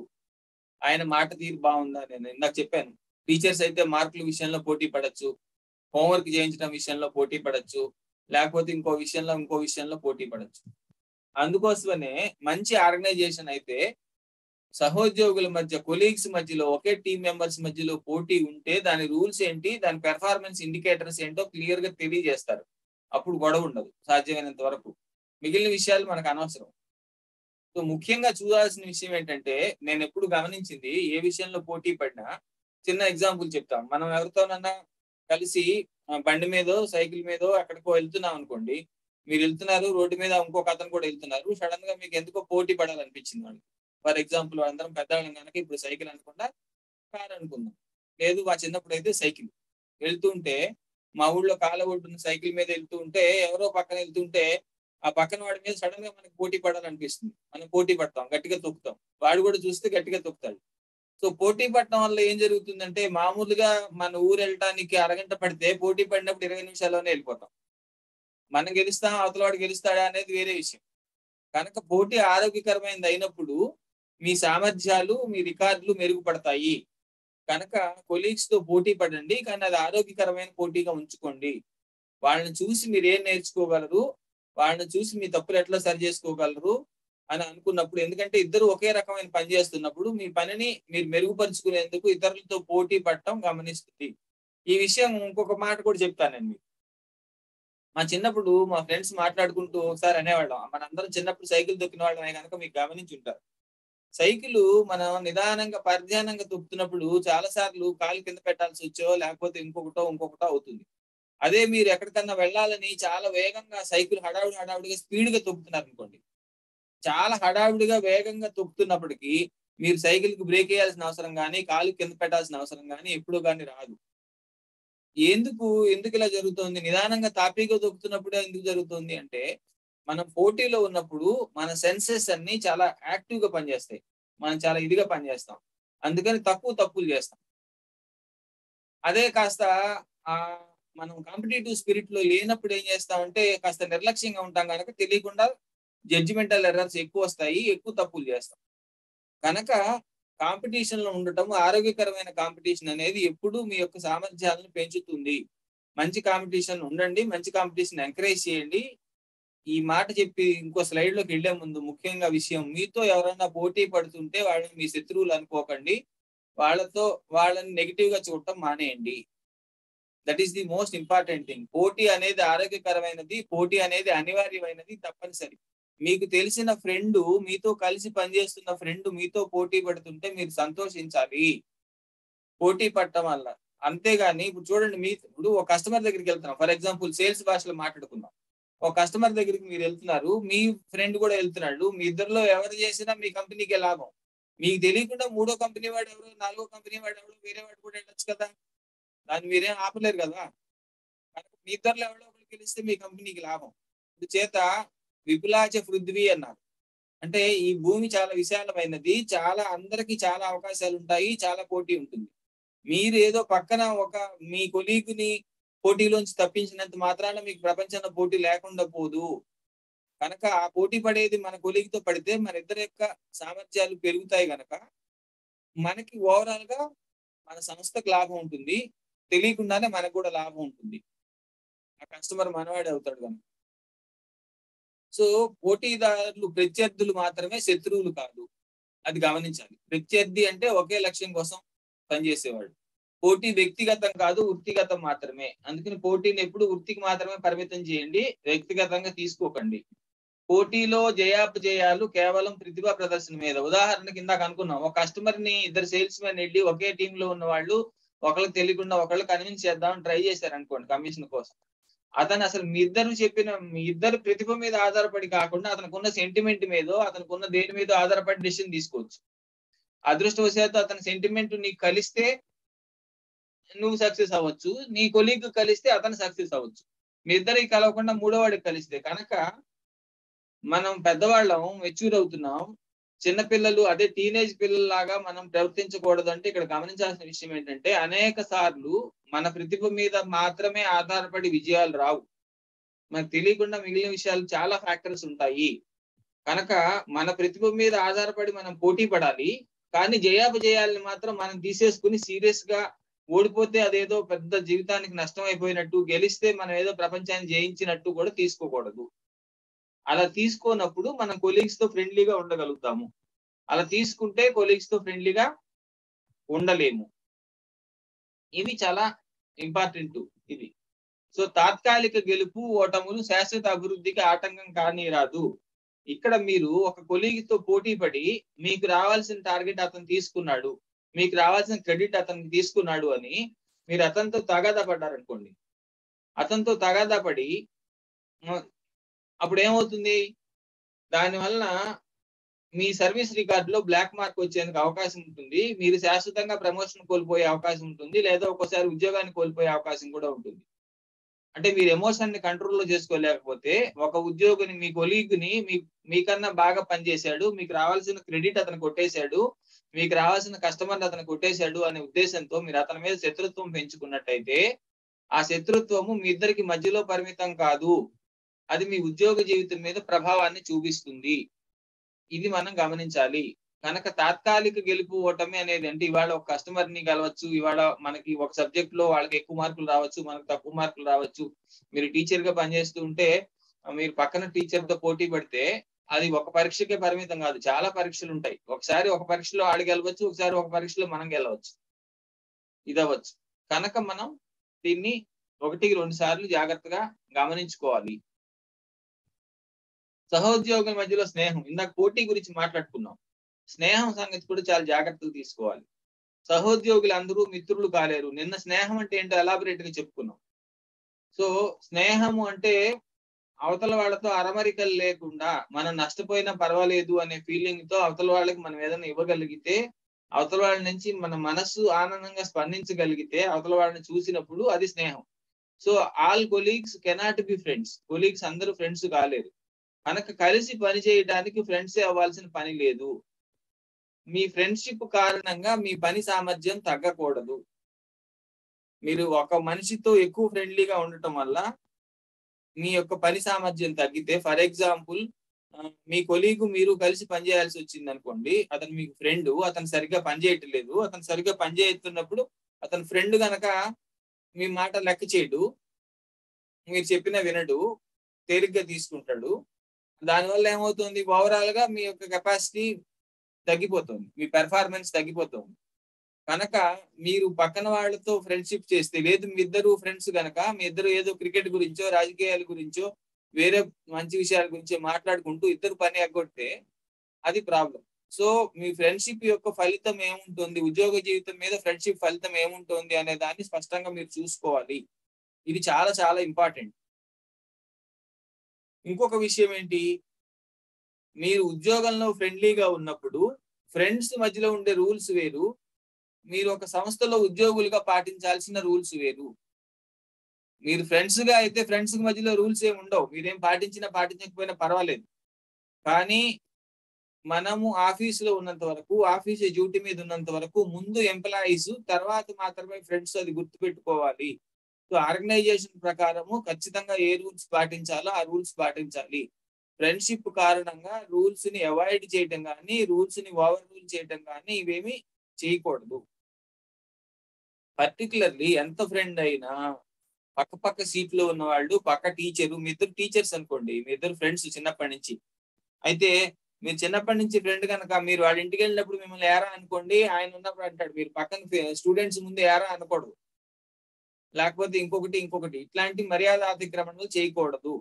కార్యాలయంలో వర్క్ ప్లేస్ లో మీరిద్దరు ఎంత క్లోజ్ ఫ్రెండ్స్ అయినా ఇద్దరు కొలీగ్స్ ఎట్లా బిహేవ్ చేస్తారో అట్లాగే బిహేవ్ చేయాలి.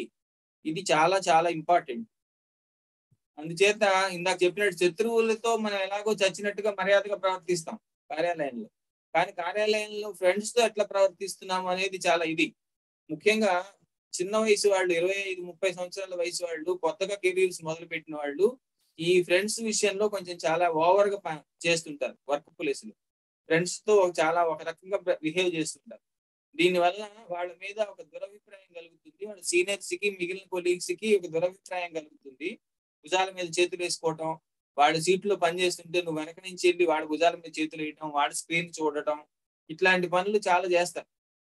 ఇవి చేయకూడదు. అది either in the school or in the work place, particularly corporate work place లో ఫ్రెండ్షిప్ అనేది మీరు అయితే దాన్ని ఏమంటారు, క్యాంటీన్ కి పరిమితం చేయాలి, లేకపోతే బయటకు వచ్చిన తర్వాత ఆఫీస్ ప్రెమిసెస్ నుంచి బయటకు వచ్చిన తర్వాత పరిమితం చేయాలి.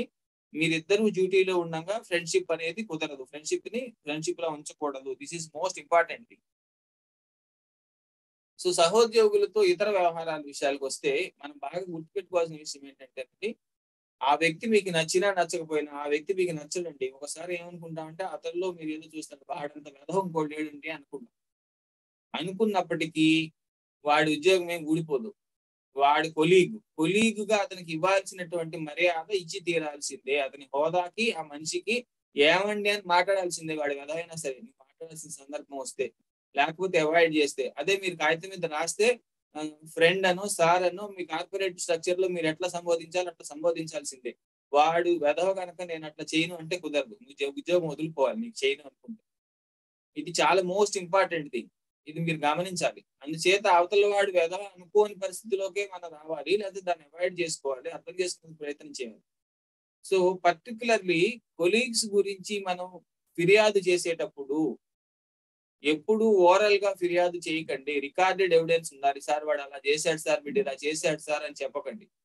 అలా చేస్తే ఏమవుతుందంటే వితౌట్ రికార్డ్ ఎవిడెన్స్ మీరు ఏమి చెప్పినా అది మీరు అవతల వాళ్ళ మీద ఉక్రోషంతో అవతల వాళ్ళని చూసి ఓర్వలేక చెప్పినట్టుగా పరిగణించబడుతుంది. అది బయటపడినా మీరు పర్సనల్ గా చెప్పినా సరదాగా, అంటే ఆఫ్ ద రికార్డు ఫిర్యాదులైనా ఆన్ ద రికార్డు ఫిర్యాదులైనా కంపల్సరీగా ఎవిడెన్స్ తోనే చెయ్యండి. ఎవిడెన్స్ లేకుండా కొలీగ్స్ మీద ఫిర్యాదు చేస్తే అది మీ కెరీర్ కు చాలా పెద్ద ఇది, మీ వ్యక్తిత్వానికి చాలా మచ్చం. అది చూసుకోవాలి. పర్టికులర్ గా ఫిర్యాదు చేసేటప్పుడు మనం కొలీగ్ మీద ఫిర్యాదు చేయాల్సి వస్తే వాడు తాగుతాడు సార్, వాడికి చాలా మంది అమ్మాయిలతో వెళ్తాడు సార్, లేకపోతే అది సార్ ఇది సార్ చెప్పకూడదు. వాడికి ఎన్ని లోపాలు ఉన్నా అవి ఆఫీసుకి సంబంధించినవి అయితేనే చెప్పాలి. వాడి డ్యూటీలో తేడా చేస్తుంటే చెప్పాలి. దానివల్ల సంస్థకి ఏం నష్టం వస్తుందో చెప్పాలి, అంతవరకే చెప్పాలి.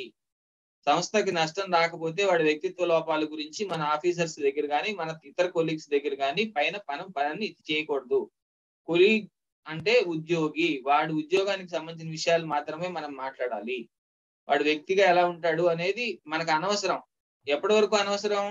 దానివల్ల సంస్థకే నష్టం రానంత వరకు అనవసరం. పర్టికులర్లీ శారీరక లక్షణాలు, నల్లగా ఉన్నారు, లావుగా ఉన్నారు, వక్కగా ఉన్నారు, బట్టతలతో ఉన్నాడు, లేకపోతే ఇంకొకటి లోపాలంటే ఏమన్నా అవయవ లోపాలు ఉంటేనో, ఇంకొకటో ముక్కొంకర ఉంటామో, ఇంకొకటో ఇట్లాంటివి ఏదైనా ఉంటేనో వాటిని ఎప్పుడూ పొరపాటును కూడా కామెంట్ చేయకూడదు. ఎలా ఉంటుందంటేనండి, ఇది సరదాగా ఉన్నప్పుడు కామెంట్ చేసిన కామెంట్ అది అందరూ వింటుండగా మీరు మీ ఇద్దరు సరదాగా ఉన్నప్పుడు అందరూ వింటుండగా మీరు ఏదో కామెంట్ చేశారనుకోండి, అది బాగానే ఉంటుంది. ఆ తర్వాత మీ ఇద్దరికి చెడిపోయినప్పుడు, లేదు మీ ఇద్దరు బాగానే ఉన్నా మూడో వ్యక్తి ఏం చేస్తాడు, చూసారండి ఆ వ్యక్తి గురించి అతను ఇలా కామెంట్ చేస్తున్నాడు అని చెప్తారు. పొరపాటును కూడా బాడీ షేమింగ్ చేయమోకండి. దీన్ని బాడీ షేమింగ్ అంటారు ఇంగ్లీష్ లో. చాలా జాగ్రత్తగా ఉండాలి. Never comment. అవతల వాళ్ళు వాళ్ళ మీద వాళ్ళు జోకులు వేసుకున్నా మీరు మాత్రం జోకులు వేయకండి. దిస్ ఈస్ పర్టికులర్లీ స్త్రీ ఉద్యోగుల విషయంలో వాళ్ళకి ప్రత్యేక హక్కులు ఉంటాయని గుర్తించి మెలగాలి. వాళ్ళని మీరు పొగడద్దు, తిట్టద్దు. మీరే జాగ్రత్తగా ఉండండి. ఇది చాలా మోస్ట్ ఇంపార్టెంట్ ఇష్యూ. మనం దీని గురించి మళ్ళీ ఎలాబరేటెడ్ గా మాట్లాడుకోవచ్చు. కనుక ఎంతవరకు మన మర్యాదని మనం కాపాడుకుని వాళ్ళ మర్యాదని మనం కాపాడేలాగా ఉండటం అనేది చాలా ఇంపార్టెంట్. వాళ్ళు మీరు బయట స్నేహాలు వగైరాలు ఏమున్నప్పటికీ పర్టికులర్లీ కొంచెం అలర్ట్ గా ఉండాలి. పర్టికులర్లీ వర్క్ ప్లేస్ లో ఉమెన్ లేడీ ఎంప్లాయీస్ తో జెంట్ ఎంప్లాయీస్ పనిచేసేటప్పుడు అంటే పర్టికులర్ గా ఎంత దూరం ఉండాలి, టేబుల్ కి ఎటువైపు పక్క నుంచి మాట్లాడాలి, ఏం చేయాలి, ఇట్లాంటి విషయాలన్నీ కూడా మనం కొంచెం మీరు చిరాగ్గా మాట్లాడుతున్నారా, ఏం మాట్లాడుతున్నారు, మాట్లాడేటప్పుడు ఎలాంటి భాష ఉపయోగిస్తున్నారు, మీ ముఖ కవళిక ఎలా ఉన్నాయి, ఇలాంటివన్నీ చాలా జాగ్రత్తగా అబ్జర్వ్ చేసుకోవాలి. ఇట్లాంటి చిన్న చిన్న విషయాలు ఇవాళ ఏమవుతుందంటే దాని పెద్ద పెద్ద ఫిర్యాదులకి చాలా విషయాలకు దారితీసేందుకు అవకాశం ఉంది. ఎక్కడైనా ఏమంటాం దాన్ని, అందరూ చేస్తారని కాదు, అందరూ అలాగ ఉంటారని కాదు. ఇంట్లో నెగిటివ్ పాజిటివ్ ఉన్నాయి. మగవాళ్ళలోనూ అందరూ ఆడవాళ్ళని అదో రకంగా చూసేవాళ్ళు, అదో రకంగా ప్రవర్తించేవాళ్ళు ఉండరు. ఆడవాళ్ళలోనూ అలాగే ప్రతి చిన్న విషయాన్ని పట్టించుకుని ఫిర్యాదు చేసేవాళ్ళు, అల్లరి చేసేవాళ్ళు ఉండరు. కానీ మనం 30-40 సంవత్సరాలకి వీరిలో ఎక్కడన్నా ఒకసారి మచ్చ వచ్చినా జీవితం మొత్తం మీద ఆ మచ్చ చాలా దారుణంగా ఉండిపోతుంది, చాలా ఇబ్బంది అవుతుంది. కనుక చాలా జాగ్రత్తగా ఉండాలి. సార్ ఇది మగవాళ్ళకి ఎందుకు చెప్తున్నారు అంటే, ఆడవాళ్ళకు ఉండే కష్టాలు ఆడవాళ్ళకి వేరే ఉన్నాయి. దాని గురించి మాట్లాడు. పర్టికులర్ గా స్త్రీ ఉద్యోగులకు ఉన్న ప్రత్యేక హక్కులు మగవాళ్ళు వాళ్ళతో చేసేటప్పుడు చాలా జాగ్రత్తగా ఉండాలి. ముందు ఉదాహరణకి లేట్ నైట్ వాళ్ళతో వర్క్ చేయించకూడదు, అది వాళ్ళకు ఉన్న ప్రత్యేకమైన హక్కు. ఇంకా ఇతర హక్కులు కొన్ని ఉంటాయి, వాటిని కూడా మనం గమనించుకోవాలి. కరెక్ట్ గా టైంకి పంపించేయాలి, ఇట్లాంటివన్నీ చూడాలి. చాలా ముఖ్యమైనవి ఉంటాయి. వాళ్ళని ముందుకెందుకు పంపిస్తున్నారు అని. సో సహోద్యోగులతో వ్యవహారాలు పని నైపుణ్యం ద్వారా కాకుండా, అంటే మీరు మీ ఉద్యోగులందరిలో మంచి పేరు సంపాదించాలి అంటే మీ పని మీద దృష్టి పెట్టాలి. అట్లా కాకుండా బాగా మేకప్ అయి రావడం, లేకపోతే రోజు బాక్స్ లో రకరకాల టిఫిన్ తీసుకొచ్చి అందరికీ లంచ్ రూమ్ లో షేర్ చేయడం వల్ల, లేదా పార్టీలకు తీసుకెళ్ళటం వల్ల, లేదా ఆఫీసర్ కి బాగా దగ్గర అవటం వల్ల, రకరకాల పద్ధతుల ద్వారా అందరిలోనూ గుర్తింపు పొందాలి, అందరికీ మన్ననలు పొందాలి. ఇవన్నీ తాత్కాలికమైనవి, ముఖ్యంగా ప్రమాదకరమైనవి కూడా. ఇది చూసుకోవాలి. సో నీకు సహోద్యోగులు అందరూ నిన్ను మెచ్చుకోవాలి, కొలీగ్స్ అందరూ మెచ్చుకోవాలి, చప్పట్లు కొట్టాలి అంటే మీరు దీని కింద ఉంచండి. తర్వాత పనితో సంబంధం లేని గ్రూపులతో అప్రమత్తంగా ఉండండి. అంటే కొలీగ్స్ లో కలిసి క్యాస్ట్ వైజ్ గ్రూపులు పెట్టేవాళ్ళు ఉన్నారు, ఏరియా వైజ్ గ్రూపులు పెట్టేవాళ్ళు ఉన్నారు. Telangana group, Andhra group, Karimnagar group. ఈ గ్రూపుల విషయంలో చాలా అప్రమత్తంగా ఉండండి. మీరు చేరరా అని నేను చెప్పలేదు. ఆ గ్రూపులు మీ ఉద్యోగం మీద ఎట్లాంటి ప్రభావం చూపిస్తున్నాయి అనేది చూడండి. తర్వాత కొలీగ్స్ తో మాట్లాడేటప్పుడు ఒక రేంజ్ దాటి గొంతు పెంచి అరవకూడదు, మాట్లాడకూడదు. ఇది చాలా చాలా ఇంపార్టెంట్. సార్ నా వాయిస్ బానే ఉంది కదండి, ఎవరు వాయిస్ లో అవుతుంది తగ్గుతుంది అని చెప్తున్నారు. సార్ అయితే యాక్చువల్లీ అప్పుడప్పుడు సిగ్నల్ కొంచెం మీరు వెనుకకు జరిగినప్పుడు అలా అనిపిస్తుంది సార్. మళ్ళీ ఒక 5 సెకండ్స్ తర్వాత మళ్ళీ క్లియర్ గా ఉంటుంది. నేను అది అబ్జర్వ్ చేస్తున్నాను sir. Thank you sir. Okay. So particularly మాటల్లోనూ చేతల్లోనూ ఎమోషనల్ అవ్వకూడదు. కొలీగ్స్ తో మాట్లాడేటప్పుడు ఎమోషన్స్ కి దూరంగా ఉండటం అనేది చాలా అవసరం అండి. Don't be emotional. గొంతు పెద్ద చేసి మాట్లాడకూడదు. మీరు నిజమే మాట్లాడుతున్నా, ఇబ్బంది లేకుండా మాట్లాడుతున్నా. నేను గమనించాను, ఇందాక పెద్దలు చెప్పారు, సూటిగా మాట్లాడటం, స్పష్టంగా మాట్లాడటం, వీటన్నిటికన్నా ప్రమాదకరమైనది ఏంటంటే గొంతు పెద్ద చేసి మాట్లాడటం. మీరు బాధితులైనప్పటికీ, నష్టపోయే వాళ్ళు మీరైనప్పటికీ, మిమ్మల్ని అవతల వాడు సైలెంట్ గా తిట్టాడు అనుకోండి, ఏ బూత్ మాట, మీరు గట్టిగా అరిచారనుకోండి, వాడు తిట్టింది ఎవరికి తెలియదు, మిమ్మల్ని మీరు అరిచింది అందరికి కనపడుతుంది, మీరే కల్ప్రిట్ లా కనపడతారు, మీరే దోషిలాగా కనపడతారు. ఇది నాకు కూడా చాలా సందర్భాల్లో అనుభవం, నేను ప్రత్యక్షంగా చూశాను. కనుక గొంతు పెద్ద చేసి ఎవరు మాట్లాడకపోతే, ఎవరు మెత్తగా మాట్లాడటం వస్తే వాళ్ళు జయిస్తారు వ్యవహారం వచ్చినప్పుడు. సో అది చూడాలి. సో వినయంగా మర్యాదగా ఉండటం అనేది ఎప్పుడు లాభదాయకమే. ఇది మన సినిమాల్లో చూస్తుంటాం, విలన్లు చాలా మంది చేస్తుంటారు, అప్పుడప్పుడు హీరోలు కూడా చేస్తుంటారు. ఏమంటే మీరు అవతల వాడితో ఏం చేసినా, వార్నింగ్ ఇచ్చినా, తిట్టినా అది వినయంగా మర్యాదగా ఉంటే, మీరు మంచిగా ఉంటే కూడా లాభమే, మీరు ఒకవేళ చెడ్డగా ఉన్నా కూడా వినయంగా మర్యాదగా ఉండటం అనేది లాభదాయకంగానే ఉంటుంది. అవతల వాడు ఎలా ఉంటాడు మీతో అనేది వేరే విషయం. కనుక పర్టికులర్లీ కొలీగ్స్ తో డీల్ చేసేటప్పుడు, ఫ్రెండ్స్ తో అయితే మీరు అరుచుకోవచ్చు, కుటుంబ సభ్యులతో అయితే మీరు అరుచుకోవచ్చు. కొలీగ్స్ తో డీల్ చేసేటప్పుడు ఎమోషనల్ గా ఉండకండి, గొంతు పెద్ద చేసి మాట్లాడకండి, సాధ్యమైనంత వినయంగా, సాధ్యమైనంత మర్యాదగా మాట్లాడండి. వ్యవహారం ఉంటే కాగితాల మీద చూసుకోండి, బయట చూసుకోండి, ఎట్లయినా చూసుకోండి. నేను వ్యవహారంలోకి దిగద్దు, తగాదా పడద్దు నేను అంటలేదు. సో కింద ఉద్యోగుల్ని మనుషులుగా చూడటం మంచితనం. అంటే వాళ్ళు కూడా మనుషులే అని, వాళ్ళ మీద జాలి పడటం. కింద ఉద్యోగుల్ని కొలీగ్స్ తో సమానంగా చూడటం మర్యాద. ఇందాక నేను చెప్పాను, కొలీగ్ అంటే మనతో పాటు టీచరే కాదు, మన క్లాసు క్లీన్ చేసే ఆయా కూడా కొలీగే అనుకుని వాళ్ళతో పాటు ఈక్వలెంట్ గా చూడటం అనేది మర్యాద. కింద ఉద్యోగులతో ఆంతరంగికంగా అంటే ఇంటిమేట్ గా, అంటే కింద ఉద్యోగుల్ని లంచాలకి వాహకులుగా వాడుకోవటం, మన వ్యసనాలకి వాళ్ళతో సిగరెట్ తెప్పించుకోవటం, మందు బాటిల్స్ తెప్పించుకోవటం, లేకపోతే ఇంకేదన్నా వాళ్ళకి ఎవరికో మన సందేశాలు పంపించడం, వాళ్ళ గురించి చీప్ గా మాట్లాడటం, ఇట్లాగా వాళ్ళని క్లోజ్ గా మనకి క్లోజ్ ఫ్రెండ్స్ అని మాట్లాడటం తెలివి తక్కువ పని. నీ కింద సబార్డినేటు ఎంత సబార్డినేట్ అయితే అంత వాళ్ళతో మీరు హుందాగా ఉండకపోతే అది చాలా ప్రాబ్లం వస్తుంది. ఒకసారి ఒక పెద్ద ఆయన చెప్పాడు ఏమని, వాళ్ళకి ఆఫీసులో పెద్ద మేనేజర్ ఆయన, చాలా పెద్ద స్థాయి, అంటే మేనేజింగ్ డైరెక్టర్ స్థాయి. వాళ్ళకి ఆఫీసులో 6 తర్వాత ఉంటే టీలు తెప్పించుకునేది ప్రొవిజన్. సో ఆఫీసులో టీలు తెప్పించుకునే ప్రొవిజన్ ఉందైతే వాళ్ళు ఒక్కళ్ళే ఉంటే టీలు తాగరు, కానీ టీల కింద ఖర్చులు రాసి సిగరెట్లు తెప్పించుకునేవాడు ఆయన. ఎవరితో తెప్పించుకునేవాడు? కింద ఆఫీస్ బంట్రోతో తెప్పించుకునేవాడు.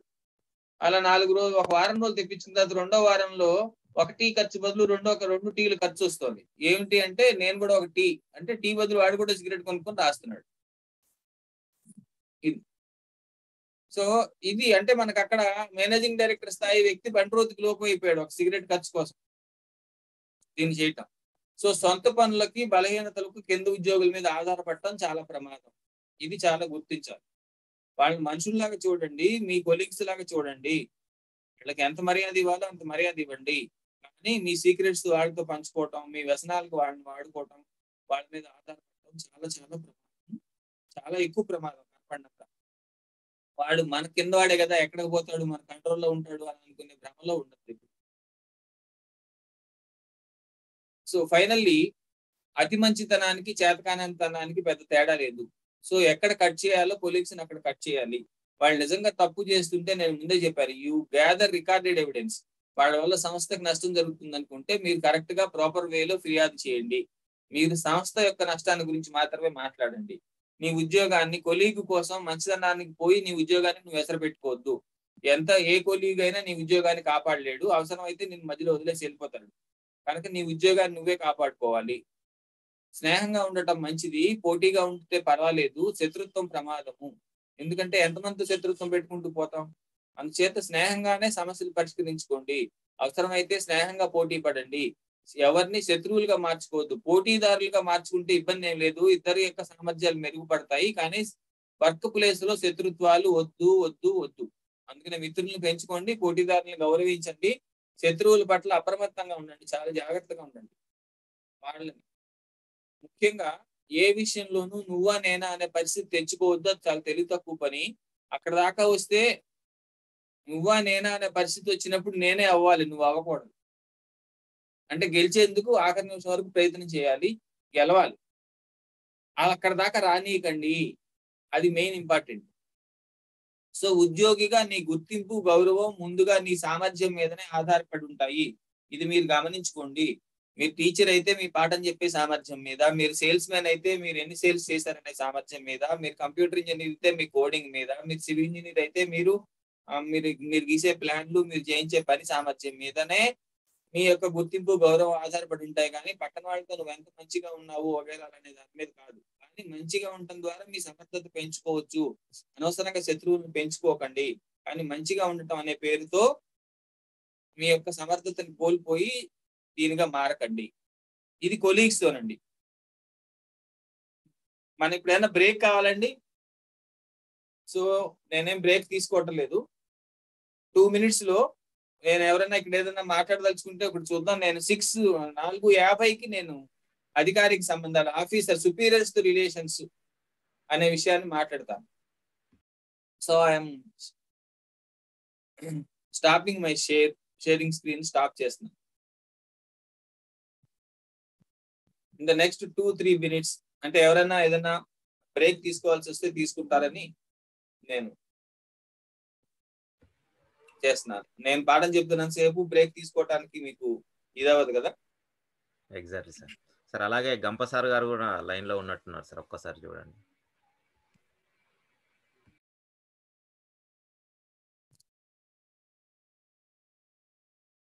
సార్ నమస్తే సార్, గంప నాసిరే సార్. సార్ కో హోస్ట్ ఇవ్వండి సార్ వారికి. లేకపోతే మ్యూట్ చేసుకోవడం కుదరదా? సార్ ఒకసారి అందరికి అన్మ్యూట్ ఆప్షన్ ఇస్తాను సార్, 1 సెకండ్.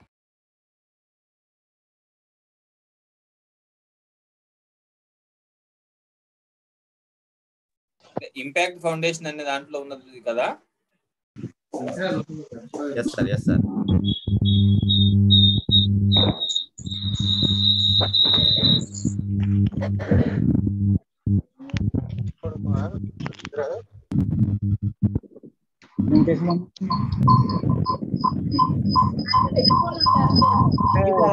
సార్ ఒక్కరికే అన్మ్యూట్ ఆప్షన్ ఇవ్వండి సార్, సార్ ఒక్కరికే ఇవ్వండి, బాగా డిస్టర్బ్. సరే సార్, సరే సార్.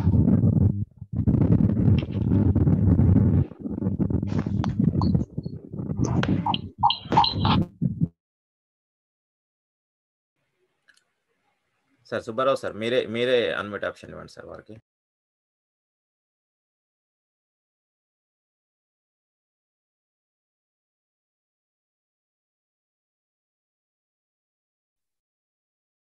సార్ హ్యాండ్ రైజ్ చేయలేదు సార్, ఎక్కడున్నారో చూస్తున్నాను, నాకు కనపడలేదు. అదే సార్, నేను ఇస్తున్నాను. సరే ఒకవేళ సార్ మాట్లాడితే మాట్లాడతాను.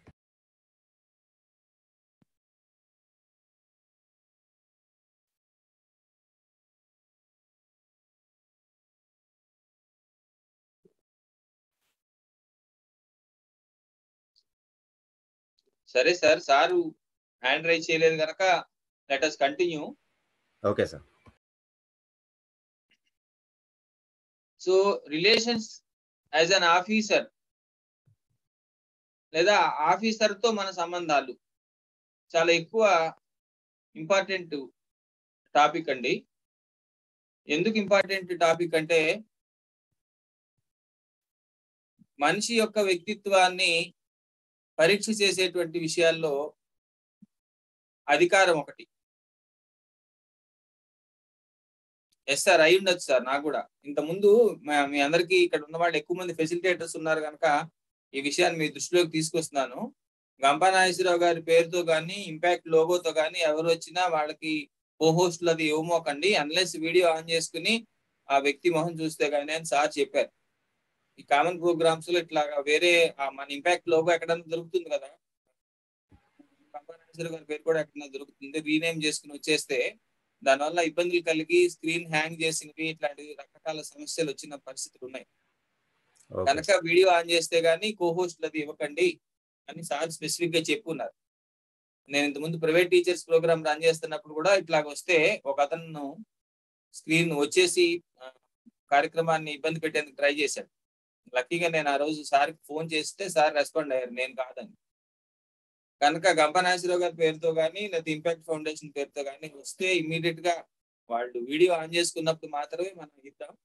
మనం మామూలుగా ఆన్ చేసుకోకపోయినా మనం ఆయన సంబోధించినప్పుడు అడిగినప్పుడు సార్ వెంటనే వీడియో ఆన్ చేసుకోవటమో రెస్పాండ్ అవటమో చేస్తారు. So coming to our class, ఒకసారి అధికారం వచ్చినప్పుడు సడన్ గా మనలో ఉన్న ప్రవర్తన మారుతుంది. మన యొక్క వ్యక్తిత్వానికి గీటురాయి మన అధికారంలో ఉన్నప్పుడు ఎట్లా ఉన్నాము, అధికారంలో లేనప్పుడు ఎట్లా ఉన్నాము అని తెలియజేయటం అనేది మన వ్యక్తిత్వానికి ఒక గీటురాయి. ఇంకొక విషయం ఏమిటి అంటే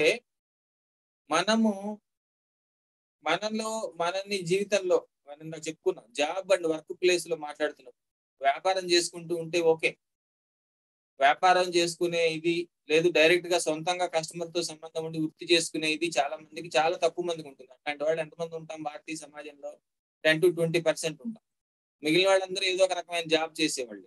జాబ్ చేస్తున్నప్పుడు మన జాతకం చాలా మటుకు, మన అభివృద్ధి చాలా మటుకు మన యొక్క ఆఫీసర్ చేతిలో ఉంటుంది. కనుక ఆఫీసర్ తో ఎలా వ్యవహరించాలి అనేది మనకి ప్రపంచంలో మన జీవిత భాగస్వామి తర్వాత మన ఎక్కువ ఆనందంగా ఉంచగలిగిన వాడు, లేకపోతే మన ఎక్కువ తలనొప్పులు తీసుకొచ్చి ఇబ్బంది పెట్టగలిగిన వాళ్ళు ఆఫీసర్. కనుక ఆఫీసర్ తో ఎట్లా వ్యవహరించాలి, సుపీరియర్ తో ఎట్లా వ్యవహరించాలి, మనం సుపీరియర్ గా ఉన్నప్పుడు ఎట్లా ఉండాలి అని చెప్పుకోవటం ప్రత్యేకమైన అవసరంగా భావించి నేను ఈ ఎక్స్టెండెడ్ సెషన్ తీసుకుంటున్నాను. సో ఎవరు ఆఫీసరు?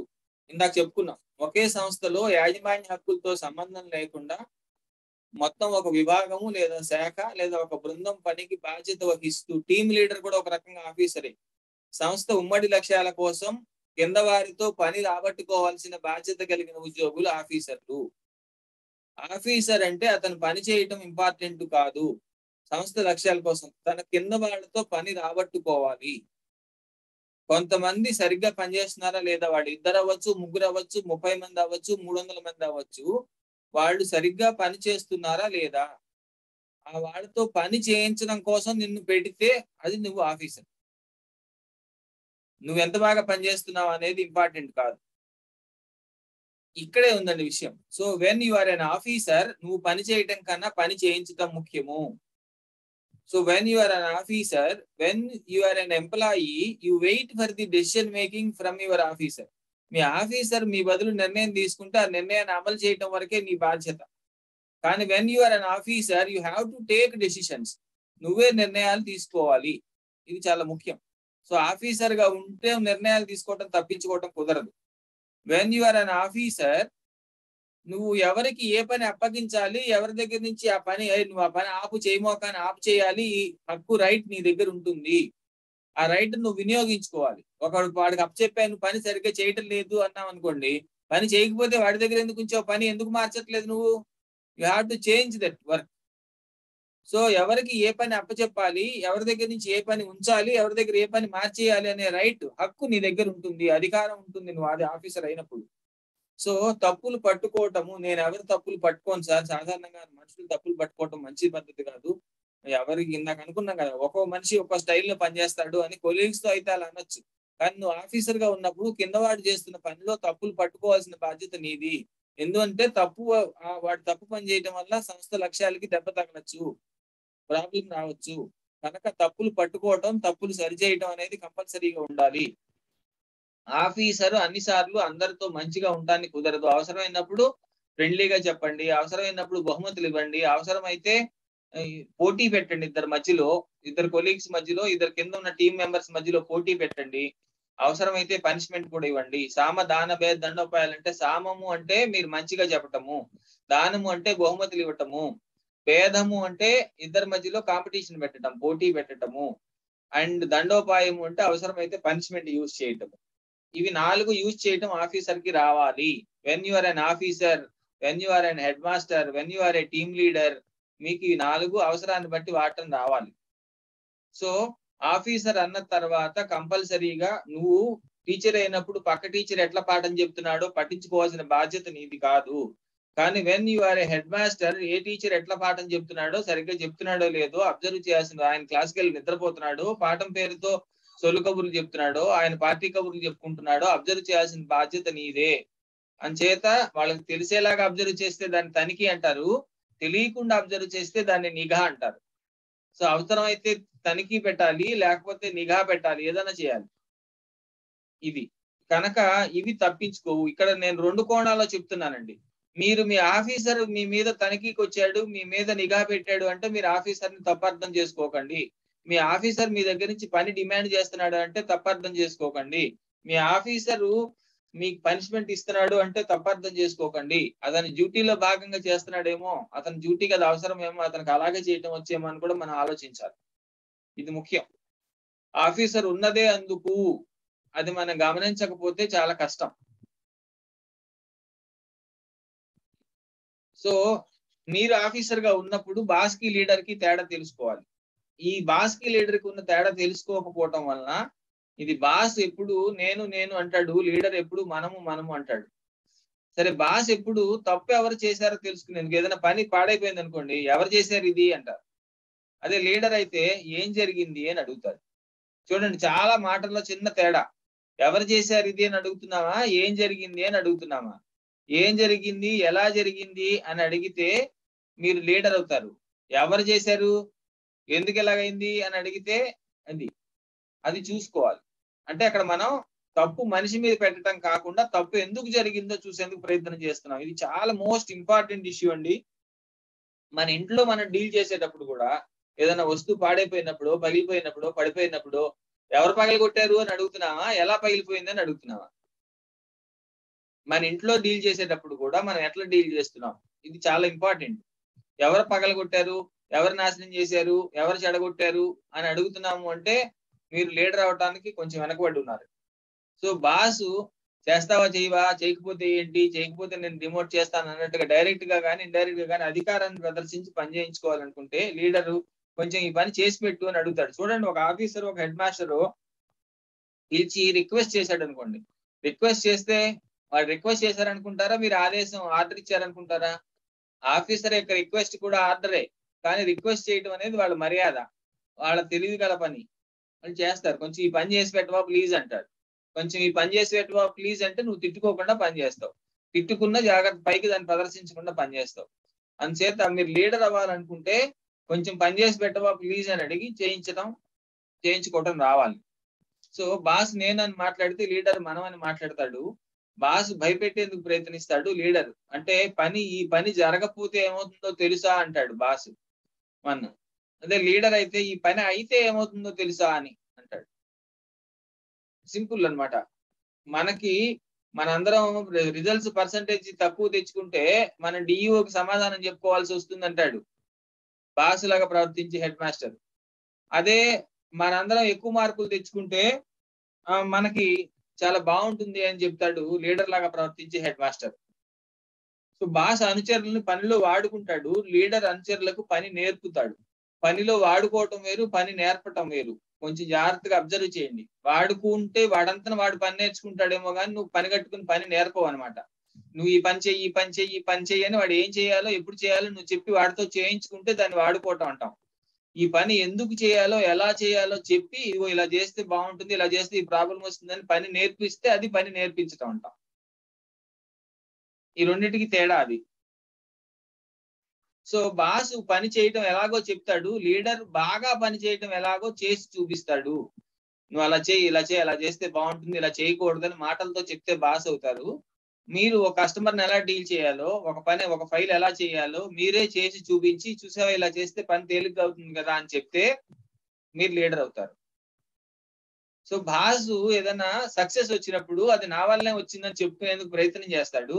లీడర్ ఏంటి, మన టీం వలన వచ్చింది, మనకి అని చెప్తాడు. మనకి అని చెప్పినా అది ఆటోమేటిక్ గా టీం లీడర్కే వస్తుంది. టీం అందరూ కలిసి కప్పు గెలుచుకున్నా ఫస్ట్ టీం కెప్టెన్ చేతికే ఇస్తారు. ఆ తెలివితేటలు టీం లీడర్కి ఉండాలి. అంతేగాని నేనే చేశాను అని చెప్పుకునే పరిస్థితి ఉండకూడదు.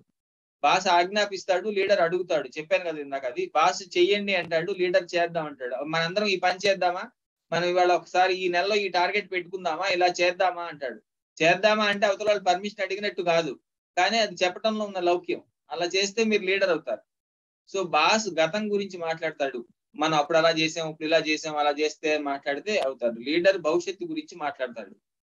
This is most important thing అండి. ఇది కూడా చూడండి, మనం రేపు వచ్చే సంవత్సరం ఇలా చేద్దాం అని మాట్లాడితే. సో అధికారితో ప్రవర్తన ఆ వైపు. ఇది అధికారి హోదాలో అధికారము నేతిబీరకాయలు నెయ్యి లాంటిది. నేతిబీరకాయలు నెయ్యి ఉంటుందండి, ఉండదు. అట్లాగే పేరుకి అధికారి, ఆయన కూడా ఉద్యోగే.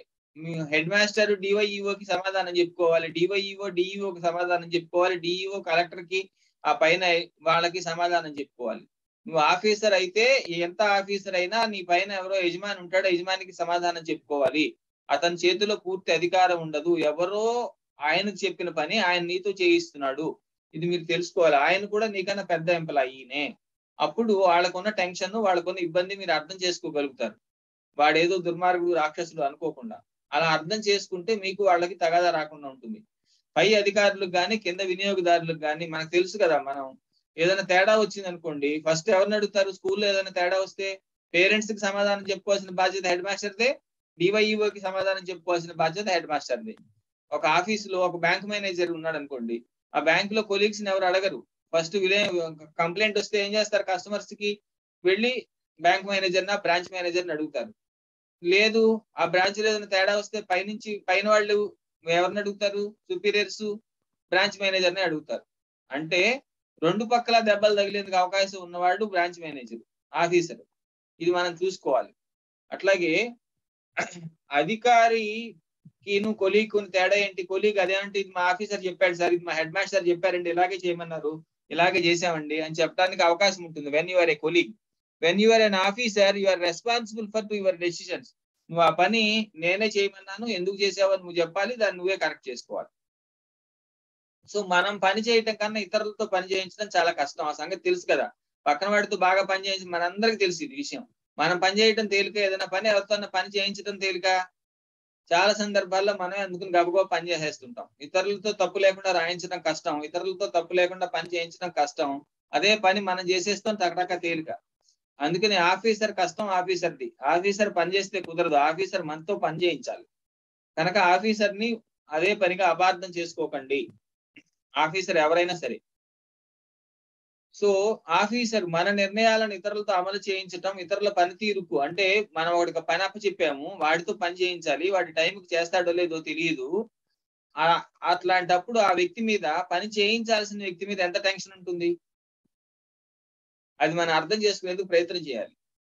అదే మనం ఒక వ్యక్తి గురించి మాట్లాడుతాం. ఫర్ ఎగ్జాంపుల్ చిన్న విషయం అండి, మన ఇంట్లో అందరం గమనిస్తుంటాం. పని మనిషి రావాలి, టైంకి రాదు, మన ఆఫీస్కి వెళ్ళాలి, ఆమె వస్తుందో లేదో తెలియదు. లేదా చుట్టాలు వస్తున్నారు, చుట్టాలు వచ్చే టైంకి ఇక్కడ సింక్ నిండా అంట్లు ఉంటే బాగుండదు. పని మనిషి రావాలి, వస్తుందో లేదో తెలియదు, కలుస్తుందో లేదో తెలియదు. ఆ టైంలో ఆ ఇల్లాలు ఎంత టెన్షన్ పడుతుంది ఇది. మరి ఆఫీసరు ఇంకెంత టెన్షన్ పడతాడు? ఒక పని మనిషితో పని చేయించడానికి మనం ఇంత టెన్షన్ పడితే, మన 10 మందితో 20 మందితో మనం పని చేయించడానికి ఆఫీసర్ ఇంకెంత టెన్షన్ పడతాడు? ఇంకొక విషయం, ఆఫీసర్ తో మనకి ఎక్కడ తాగాదా వస్తుందంటే, ఆఫీసర్ ఎంతసేపు వాడి మాట వింటున్నాడు, వీడి మాట వింటున్నాడు, ఎంతసేపు వాడి వెధవ అయినా సరే వాడి మాట వింటున్నాడు అని మనం అనుకుంటాం. ఆఫీసర్ గా ఉన్నప్పుడు కింద ఉన్న వాళ్ళు అందరి మాటలు వినాల్సిందే, తప్పదు. ఎవరి మీద ఫిర్యాదు చేసినా నేను ముందు ఫిర్యాదు తీసుకోను అంటాం కుదరదు. ఫిర్యాదు తీసుకోవాల్సిందే, తప్పదు. వినాలి, ఫిర్యాదు తీసుకోవాలి. దానికి ఫిర్యాదు తీసుకోవటం వేరు, ఆ ఫిర్యాదుని ఆమోదించడం వేరు. మీరు గమనించండి, మీ మీద ఎవరో కంప్లైంట్ చేశారు, నేను కంప్లైంట్ తీసుకుంటాం కుదరదు అని చెప్పకూడదు ఆఫీసర్. మీరు మంచోళ్ళని ఆఫీసర్కి తెలిసి ఉండొచ్చు, తెలిసినా ఆయన కంప్లైంట్ తీసుకోవాల్సి వస్తుంది. మీరు గమనించండి, మీ మీద ఎవరైనా ఏదైనా చెప్పినప్పుడు మీ ఆఫీసర్కి మీ మీద సదభిప్రాయం ఉన్నా దురభిప్రాయం ఉన్నా ఆయన మీ మీద కంప్లైంట్ స్వీకరించక తప్పదు, తీసుకోవాల్సిందే. ఎందుకంటే it is the duty of N officer. తర్వాత ఒకసారి కంప్లైంట్ అంటూ తీసుకున్న తర్వాత ఎంక్వైరీ చేయించాల్సిందే. నేను ఎట్లా అంటానో తెలీదా, నా మీద ఎంక్వైరీ వేశాడు అంటే కుదరదు, ఎంక్వైరీ చేయించాల్సిందే. ఎంక్వైరీ చేయించిన తర్వాత దాని మీద అప్పుడు ఆఫీసర్ ఎట్లాంటి డెసిషన్ తీసుకుంటాడు అనేది వేరే విషయం. కనుక నా మీద కంప్లైంట్ తీసుకున్నాడు కనుక ఆఫీసర్ దుర్మార్గుడు, నా మీద ఎంక్వైరీ వేయించాడు కనుక ఆఫీసర్ దుర్మార్గుడు అనుకోకండి. చాలా సందర్భాలలో ఆఫీసర్ గా ఉన్నప్పుడు మీరంటే ఆఫీసర్కి ఇష్టం ఉన్నా దాన్ని ఆఫీసర్ బయటికి ప్రదర్శించకపోవచ్చు. లేదా మీరంటే ఇష్టం లేదని ప్రదర్శించినంత మాత్రాన అతని మనసులో అలా ఉందని కాదు. మిమ్మల్ని అందరి ముందు కేకలేయచ్చు. ఎందుకు కేకలేస్తున్నారంటే మీ మీద పక్షపాతం లేకుండా. ఉదాహరణకి చిన్న విషయం చెప్తానండి. హెడ్ మాస్టర్ గానో లేకపోతే ఇంకొకటో, మీరు ఏదైనా కస్టమర్ తో మీరు టెన్షన్ లో ఉన్నారు, మీకు ఫ్యామిలీలో ఏదో టెన్షన్ ఉంది, ఫ్యామిలీలో ఏదో టెన్షన్ ఉండటం వల్ల కస్టమర్ మీకు ఇచ్చిన దాన్ని చెడగొట్టారు పని, లేదా పిల్లాడు చేసిన హోంవర్క్ లో కరెక్ట్ తప్పు ఉన్న చోట రైట్ వేసేసి మార్క్ చేశారు, పేరెంట్ వచ్చి దాని మీద హడావిడి చేశాడు, లేదా పిల్లాడిని కొట్టవలసిన దానికన్నా కొంచెం పనిష్మెంట్ ఎక్కువ ఇచ్చారు, ఏదో జరిగింది అక్కడ, పొరపాటు జరిగింది మీ డ్యూటీలో. అప్పుడు ఆఫీసర్ మిమ్మల్ని పిలిచి, ఆ పేరెంట్ కంప్లైంట్ చేసినప్పుడు లేకపోతే కస్టమర్ కంప్లైంట్ చేసినప్పుడు ఆఫీసర్ మిమ్మల్ని పిలిచి గట్టిగా కేకలేసినట్టుగా నటించవచ్చు, కేకలేయచ్చు. ఎందుకని? కేకలేస్తే ఎవరు కంప్లైంట్ చేశారో వాడి ఈగో సాటిస్ఫై అయిపోతుంది, అది అక్కడితో అయిపోతుంది, పైదాకా వెళ్ళదు. కంప్లైంట్ రిటర్న్ కంప్లైంట్ లోకి వెళ్ళటము, మీ మీద నిజంగా చర్య తీసుకోవాల్సి రావటం ఉండదు. సో మీ మీద నిజంగా చర్య తీసుకోకూడదు అని మనసులో ఆఫీసర్కి ఉంటే అతను మిమ్మల్ని కేకలేసి ఉండొచ్చు. మీరు అబ్జర్వ్ చేయండి అక్కడ. అందుచేత ఆఫీసర్ కి మీకు మనసులో మీరు ఏదో టెన్షన్ లో ఉన్నారు, పాపం ఎప్పుడు తప్పు చేయని వాళ్ళు ఇవాళ తప్పు చేశారని ఆఫీసర్ మనసులో ఉన్నది. కానీ దాన్ని ఆయన ఏం చేశాడు, వాళ్ళందరి ముందు ఏంటండి ఇలా చేయొచ్చా, మీరు కూడా ఇలా చేస్తున్నారు ఏంటని కేకలేశాడు. ఎందుకని? ఆ విషయం అక్కడితో అయిపోతుంది కనుక. ఆఫీసర్ మిమ్మల్ని కేకలేదు అనుకోండి, ఆయన ఎప్పుడు తప్పు చేయడండి, ఆయన ఎందుకు చేశాడో ఇలా చేశాడో అని చెప్పాడు అనుకోండి ఆ కస్టమర్ ముందు. ఆ కస్టమర్ ఏం చేస్తాడు, మీ ఆఫీసర్ మాట విన్నట్టుగా విని తర్వాత పైవాడికి కంప్లైంట్ చేస్తాడు. అప్పుడు మీరు పూర్తిగా ఇరుక్కుపోతారు రిటర్న్ గా సాక్ష్యాలతో. కనుక అన్ని సందర్భాల్లో ఆఫీసర్ మనస్సు, ఆఫీసర్ మాట, ఆఫీసర్ పనితీరు, అందుకని ఆఫీసర్ పనితీరు ఎలా ఉందో మీరు అబ్జర్వ్ చేయండి. అలా ఉండటం అనేది అతనికి అవసరం అవుతుంది. మనం పైకి కఠినంగా మాట్లాడాం కదా అని కఠినంగా వ్యవహరించక్కర్లేదు. కొంతమంది ఆఫీసర్లు ఏం చేస్తారు, చాలా నవ్వుతూ మాట్లాడి ఆయన అలా చేయడండి అని చెప్పి పంపించేసి మీరేం చెప్తాడు, నువ్వు వెళ్ళిపోయిన తర్వాత ఆయనకి మీకు ఎందుకు సార్ మీరు రిటర్న్ గా కంప్లైంట్ ఇవ్వండి అని చెప్పాడు అనుకో కస్టమర్ కి, అప్పుడు మీరు ఇరుక్కుపోతారు. అంటే అక్కడ కొంతమంది ఆఫీసర్స్ మెత్తగా మాట్లాడి గట్టిగా మిమ్మల్ని ఇరికిచ్చే వాళ్ళు ఉండొచ్చు. కొంతమంది ఆఫీసర్స్ గట్టిగా మాట్లాడి మిమ్మల్ని ఇరికించకుండా పనిష్మెంట్ అసలు ఇవ్వకుండా వదిలేసే వాళ్ళు ఉండవచ్చు. మీరు అది అబ్జర్వ్ చేసుకోవాలి. మీ ఆఫీసర్ ఎట్లాంటి వాడు అనేది మీరు అబ్జర్వ్ చేసుకోవాలి. అందుకని కేవలము ఆఫీసర్ మాట తీరును బట్టి ఆఫీసర్ ని అపార్థం చేసుకోకండి, మంచిగా గాని చెడుగా గాని ఎలాగైనా. చాలా జాగ్రత్తగా అబ్జర్వ్ చేయండి. ఆయన పనిలో ఎలా ఉంటున్నాడు, ఆయన చేతిలో మన జుట్టు ఎంతవరకు ఉన్నది, దాన్ని ఆయన ఎట్లా ఉపయోగిస్తున్నాడు, అది చూడాలి మనం. సో పర్టికులర్లీ ఇది ఒకటి ఉంటుందండి, చాలా మంది గమనించాను నేను పొరపాటు. ఏంటయ్యా మహా అయితే నువ్వు కూడా ఒక ఎంప్లాయీవే కదా, నీ జేబులోంచి నా జీతం ఇస్తున్నావా అంటారు. అది చాలా తప్పండి. నీ జీతం ఆఫీసర్ జేబులో నుంచి రాకపోవచ్చు, కానీ నీకు జీతం ఇస్తుంది మాత్రం ఆఫీసర్ మాట వినాలని. నీకు జీతం ఇస్తుంది మాత్రం ఆఫీసర్ మాట వినాలనే, అతడే నీకు ప్రత్యక్ష యజమాని. అది గమనించుకోవాలి. మీరు నాకు ఆఫీసర్ జీతం ఇవ్వట్లేదు కదండి కనుక నేను ఆఫీసర్ మాట వినను, నాకు హెడ్ మాస్టర్ జీతం ఇవ్వట్లేదు కదా నేను హెడ్ మాస్టర్ మాట వినను అని చెప్పచ్చా టీచరు? కుదరదు కదా. హెడ్ మాస్టర్ జీతం ఇవ్వడం మాట రైటే, కానీ హెడ్ మాస్టర్ మాట వినను అని చెప్పలేం కదా మనం. సో మీకు మీ ఆఫీసర్, మీ సుపీరియర్ ఎవరున్నాడో అతనే మీకు ప్రత్యక్ష యజమాని.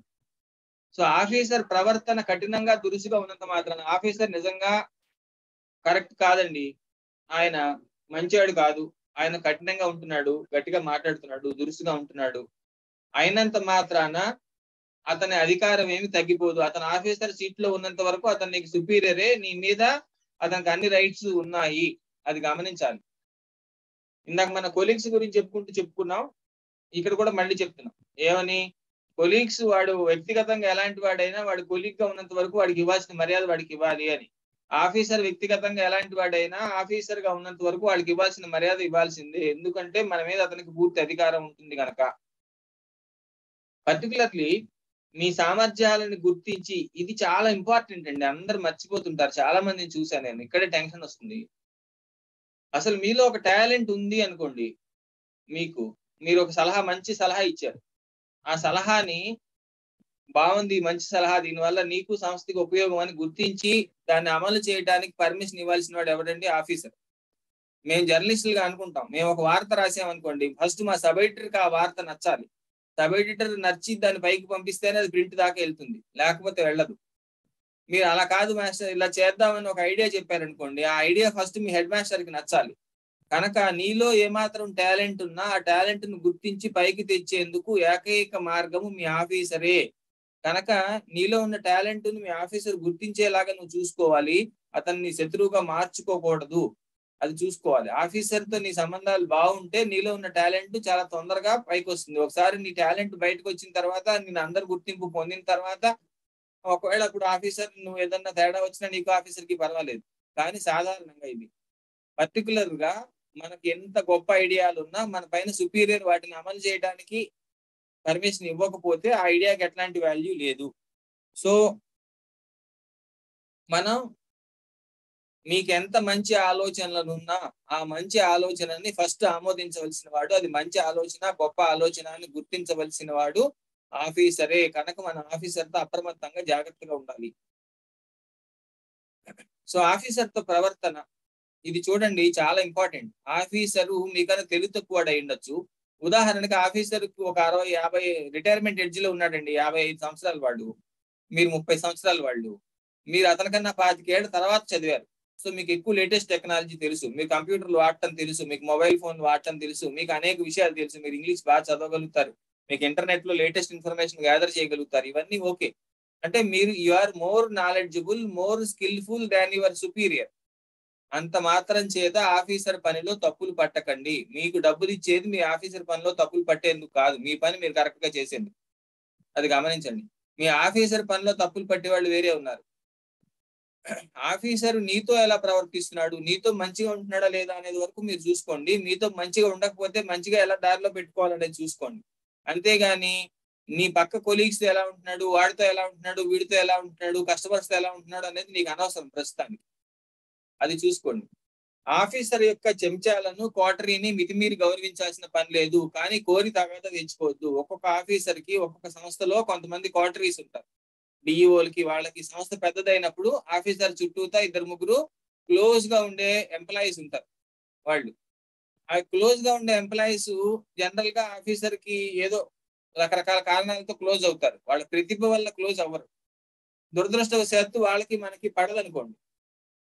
ఈ కోటరీ అంటారు దీన్ని.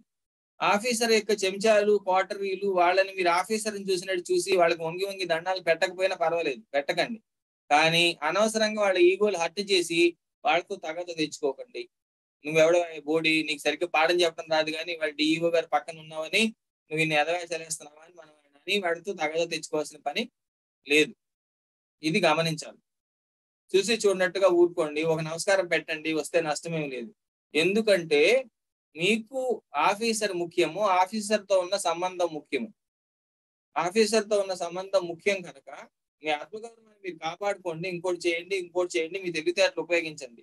కానీ ఆఫీసర్ యొక్క చెంచాలు కోటరీతో అనవసరంగా తగాదాలు తెచ్చుకోకండి. ఆఫీసర్ పట్ల మీ మర్యాద, గౌరవము మాట చేత రెండిట్లో కనిపించాలి. మంచిగా మాట్లాడాలి, మీ బాడీ లాంగ్వేజ్ బాగుండాలి, మీరు చేసే పనిలో వాటిల్లో కూడా అబ్జర్వ్ చేయాలి.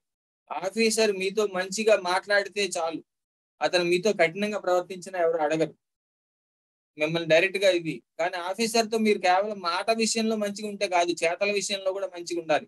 అంటే ఏంటి, ఆఫీసర్ వచ్చినప్పుడు మీరు లేచి నిలబడాల్సి వస్తే మీకున్న సంస్థలో ఉన్న పద్ధతిని బట్టి లేచి నిలబడాలి, లేకపోతే ఇంకోటి చేయాలి, ఏదో ఒక సిస్టమ్ ఉంటుంది. ఆ సిస్టమ్ ఆఫ్ వర్క్ ని మీరు ఫాలో అవ్వాల్సిందే. మర్యాదగా ఉంటున్నారా లేదా అనేది చూసుకోవాలి. ఆఫీసరు మాటల కన్నా నిర్ణయాలకు, నేను ఇందాక చెప్పాను, పైకి మాట్లాడటం వేరు, డెసిషన్ తీసుకోవటం వేరు. మిమ్మల్ని కేకలేయచ్చు, డెసిషన్ మాత్రం మంచిగా తీసుకోవచ్చు. లేదు, మిమ్మల్ని కేకలేయకుండా వదిలేసి డెసిషన్ కఠినంగా తీసుకోవచ్చు. కనుక మాటలకి నిర్ణయాలకి తేడా ఉంటుంది. నిర్ణయాలు వేరు, ఆర్డర్ వేరు, తేడా ఉంటుంది. ఆర్డర్ వేరు, ఆర్డర్ని అమలు చేయటం వేరు, తేడా ఉంటుంది. ఈ మూడింటికి తేడా గురించి మనం ఇంకా ఎలాబరేట్ గా ఎంతసేపు అయినా మాట్లాడుకోవచ్చు. టైం పర్మిషన్ ఇవ్వట్లేదు కనుక మాట్లాడట్లేదు. ఒకదాన్ని గుర్తుపెట్టుకుని ఆలోచించండి, మళ్ళీ ఎప్పుడైనా అవకాశం వచ్చినప్పుడు మాట్లాడుకుందాం. ఆఫీసర్ కఠినంగా మాట్లాడినంత మాత్రాన కఠినంగా నిర్ణయాలు తీసుకోవాలని లేదు, మెత్తగా మాట్లాడినంత మాత్రాన మెత్తగా నిర్ణయాలు తీసుకోవాలని లేదు. అట్లాగే ఒక నిర్ణయం వేరు, నిర్ణయం ఆర్డర్ రూపంగా మారటం వేరు. ఉదాహరణకు అందరూ ఎదుర్కొన్న మీరు చాలా సందర్భాల్లో యూనియన్లతో మాట్లాడేటప్పుడు ఇంకోసారి ఆఫీసర్స్ ఏం చేస్తారు, అక్కడి నుంచి దాని తగా సర్దేసేందుకు ఎట్లాగానండి తప్పనిసరిగా వాళ్ళ మీద చర్య తీసుకుందామండి, అట్లాగే చేద్దామండి, ఇలాగండి అని పంపించేస్తాడు. చర్య తీసుకుందామండి అంటాడు, ఆ చర్య మాత్రం ఆర్డర్ రూపంలోకి రాదు. అంటే ఏంటి, ఆయన తీసుకున్న ప్రకటించిన నిర్ణయము ఆర్డర్ గా మారలేదు, ఆదేశంగా మారలేదు. అప్పుడు మీరు నిర్ణయాన్ని పట్టించుకోవాలా అక్కర్లేదా? పట్టించుకోకర్లేదు. అది చూడాలి. చాలా సందర్భాల్లో ఒకసారి ఆర్డర్ వేస్తారు. ఉదాహరణకి పలానా వాళ్ళ మీద ఏదో చర్య తీసుకోవాలని ఆర్డర్ వేశారు అనుకుందాం. ఆర్డర్ అమలు చేయాల్సింది ఎవరు? మళ్ళీ ఆఫీసరే. ఒకసారి కంటి తుడుపుగా ఆర్డర్ మాత్రం వేసేస్తారు, కానీ ఆర్డర్ అమలు చేయరు. ఇది సో అది ఆఫీసర్ నీతో మంచిగా ఉంటే, నువ్వు ఆఫీసర్ తో మంచిగా ఉంటే మిమ్మల్ని ఏ స్థాయిలో అయినా కాపాడచ్చు. మిమ్మల్ని మాటల్లో తిట్టచ్చు, నిర్ణయాలు మీకు అనుకూలంగా తీసుకోవచ్చు, నిర్ణయాలు మీకు వ్యతిరేకంగా తీసుకున్నట్టుగా అనిపించవచ్చు, ఆర్డర్లు మాత్రం మీకు అనుకూలంగా వేయచ్చు, లేదు ఆర్డర్లు కూడా మీకు వ్యతిరేకంగా ఇచ్చినట్టు అనిపించవచ్చు, కానీ వాటిని అమలు చేయడంలో చూసి చూడనట్టుగా పోవచ్చు. ఎందుకంటే ఒక స్కూల్ స్థాయిలో, ఒక బ్రాంచ్ స్థాయిలో మీ మీద మీకు ఏదైనా క్రమశిక్షణా చర్యలు వేశారనుకోండి, క్రమశిక్షణా చర్యలను అమలు చేయాల్సిన ఆఫీసరే కనుక ఉరికిన పేరు కాగితం మీద చర్య ఉంటుంది, దాన్ని అమలు చేయకపోవచ్చు కదా. ఇది చూసుకోవాలి. సో అక్కడ దాకా తెచ్చుకోమన్న ఉద్దేశం కాదు. కనుక ఆఫీసరు ప్రవర్తన అనేక పొరలుగా ఉంటుంది, మనం ఓపెన్ గా ఉండదు. కనుక అన్ని పొరల్ని గమనించాలి, ఇది చూసుకోండి. సో అధికారితో మనం ప్రవర్తించేటప్పుడు నేను ఇందాక చెప్పాను, ఆఫీసర్ కొంచెం ప్లీజ్ ప్లీజ్ అని అడిగాడంటే ఆఫీసర్ యొక్క గొప్పతనం, అది మర్యాద, లౌక్యం. అంతేగాని ఆయన ప్లీజ్ అన్న అది ఆర్డరే అనుకోండి మీరు. ఆఫీసర్ కొంచెం చేసి పెడతావా ప్లీజ్ అన్నాడు కదా అని మనం చేసి పెట్టకపోయినా పర్లేదు అనుకోవద్దు, ఫ్రెండ్ అడిగాడు అనుకోవద్దు. అట్లాగే ఆఫీసర్ మంచి మాటలతో పని చెప్పినా చేయాలి.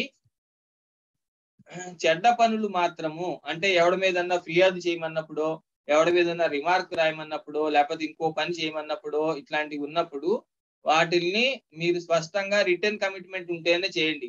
తెలివిగల ఆఫీసర్లు, స్వార్థపరులైన ఆఫీసర్లు ఏం చేస్తారంటే కింద వాళ్ళని ఇరికిస్తారు మీరు.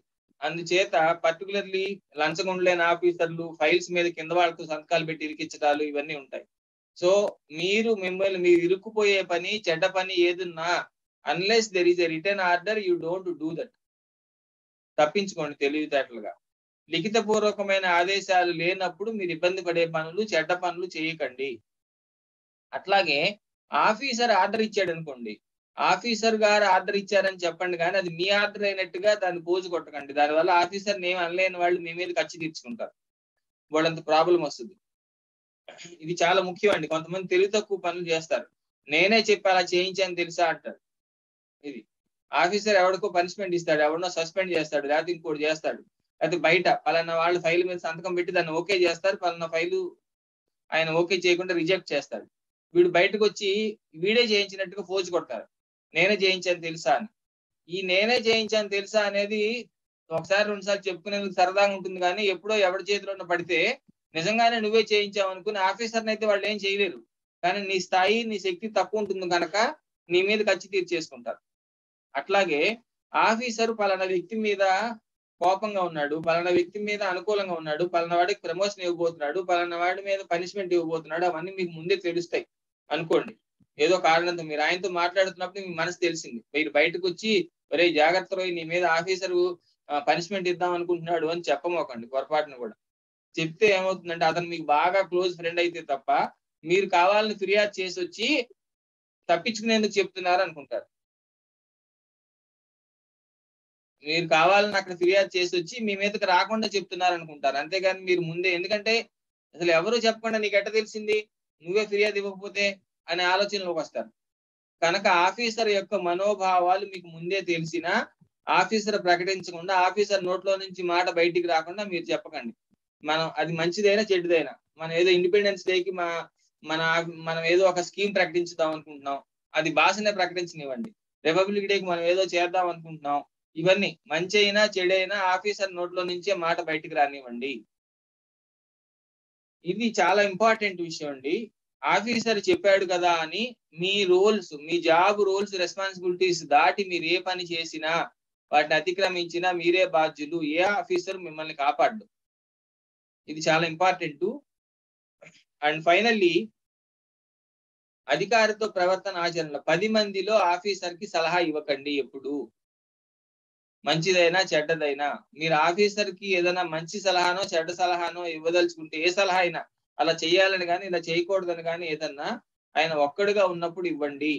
అది కూడా సార్ ఇలా చెయ్యండి అని చెప్పకండి, ఇలా చెయ్యండి అని చెప్పకండి, ఇలా చేస్తే బాగుంటుందేమో అని నాకు అనిపిస్తోందండి అని చెప్పండి. చాలా తేడా ఉంది. సార్ ఇలా చెయ్యండి అని చెప్పకండి, సార్ ఇలా చేస్తే బాగుంటుందేమో అని నాకు అనిపిస్తోంది అని చెప్పండి. ఇది చాలా ఇంపార్టెంట్. ఎప్పుడు 10 మందిలో ఇతర కొలీగ్స్ ఎదురుకుండా, వాళ్ళ ఫ్యామిలీ వాళ్ళు ఎదురుకుండా, ఆయన కొలీగ్స్ అంటే తోటి ఆఫీసర్లు ఎదురుకుండా ఆఫీసర్ కి సలహా ఇవ్వకండి. సార్ మీతో ఒక నిమిషం మాట్లాడాలి అని టైం తీసుకోండి, పక్కకి తీసుకెళ్ళండి, తీసుకెళ్ళి చెప్పండి. ఎవరైనా వింటే నాదేదో బాధ ఉందిలే నేను చెప్పుకున్నాను అనుకుంటారు. 10 మందిలో ఆఫీసర్ కి సలహా ఇవ్వకండి. ఆఫీసర్ నిర్ణయాల్లో తప్పు పట్టకండి.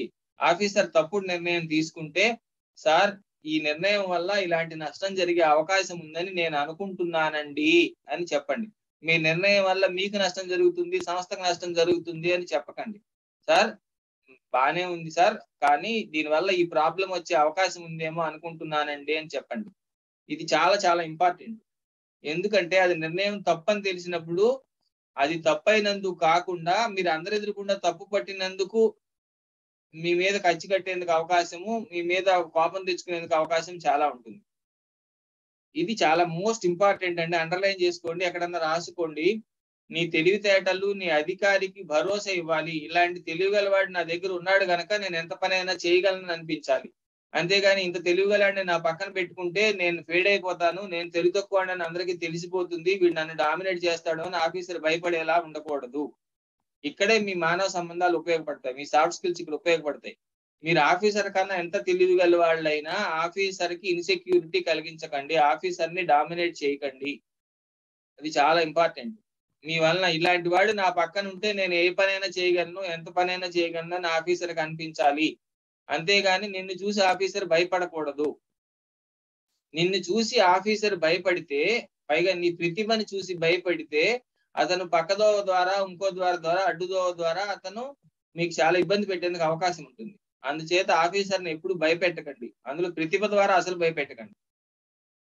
సో తరచుగా ఆఫీసర్ని అంటే మీరు చాలా గొప్పవాళ్ళు అంటే ఒక స్థాయిలో మీరు చెప్పే నిర్ణయాలు మాకు జర్నలిస్టులకు ఉంటుంది. జర్నలిస్టులకి ఏంటంటే మేము వార్త రాస్తే ముందు సబ్ ఎడిటర్ ఉంటాడు, సబ్ ఎడిటర్ పైన ఇది ఉంటుంది. అట్లాగే కాలేజీలో పనిచేసే వాళ్ళకి ముందు హెడ్ ఆఫ్ ది డిపార్ట్మెంట్ కి చెప్పాలి, హెడ్ ఆఫ్ ది డిపార్ట్మెంట్ తర్వాత ప్రిన్సిపాల్ కి చెప్పాలి, ప్రిన్సిపాల్ తర్వాత డైరెక్టర్ కి చెప్పాలి. ఒక ప్రాసెస్ ఉంటుంది. మీరు ఎప్పుడన్నా రేర్ గా ఒకసారి ఏం చేస్తారంటేనండి, పై వాళ్ళు వచ్చినప్పుడు ఫోన్ నెంబర్ ఇస్తారు వాళ్ళకి. సిఇఓలు, మేనేజింగ్ డైరెక్టర్లు కింద వాళ్ళకి ఫోన్ నెంబర్లు ఇచ్చి మీకు ఏదైనా కావాలంటే డైరెక్ట్ గా నన్ను సంప్రదించండి పర్వాలేదు అంటారు. వాళ్ళు ఫోన్ నెంబర్ ఇచ్చారు కదా అని మనం అయిన దానికి కాని దానికి ఫోన్ చేసి వాళ్ళతో డైరెక్ట్ కన్సల్ట్ చేస్తుంటే మన ఒపీనియన్ చెప్పడానికి అలా కింద ఆఫీసర్ కోపం వస్తుంది. కింద ఆఫీసర్ ని వాళ్ళు ఇండైరెక్ట్ గా డైరెక్ట్ గా అడుగుతారు, వాడు ఏంటయ్యా మాట్లాడితే ఫోన్ చేసి నాతో మాట్లాడుతున్నాడు, వాడితో నువ్వు అసలు మాట్లాడవా ఏంటి అని. దానివల్ల ప్రమాదం వస్తుంది. నీ మీద సదభిప్రాయం కలగదు సరిగదా, నువ్వు కొంచెం ఓవర్ యాక్ట్ చేస్తున్నావని వాళ్ళు వీళ్ళు కూడా అనుకుంటారు, ప్రమాదకారులుగా పరిగణిస్తారు. అది చూడాలి. ఎప్పుడు పడితే అప్పుడు సిస్టమ్ ని బైపాస్ చేయకండి. మీ అభిప్రాయాలు సంస్థ యొక్క అభివృద్ధికి ఉపయోగించాల్సింది మీ ఆఫీసర్ ద్వారానే ఉపయోగించాలి. That is most important thing. And finally మీరు అధికారిగా ఉంటే మీకు పరిధి ఉందని మర్చిపోకండి. ఏదో సామెత చెప్పినట్టండి, అధికారిగా మీ పరిధి ఆఫీస్ వరకే లేదా ఉద్యోగం వరకే. వాడు ఉద్యోగానికి రాజీనామా చేసిన తర్వాత నిన్ను ఏరా అనొచ్చు, అప్పటిదాకా సార్ అన్నవాడు.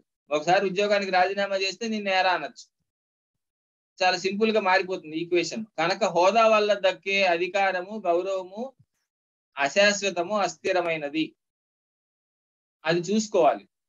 కనుక ఒక్కసారి అవతల వ్యక్తి, నీ కింద వ్యక్తి వాడి ఉద్యోగాన్ని వదులుకునేందుకు సిద్ధపడితే నిన్ను తిట్టేందుకో కొట్టేందుకో వాడికి హక్కులు అధికారాలు వచ్చేస్తాయి. వాడు కస్టమర్ అయిపోతాడు, లేదా ఇంకోటి అవుతాడు, నీతో సమానమైన అవుతాడు, నీకన్నా పెద్దాడు అవుతాడు.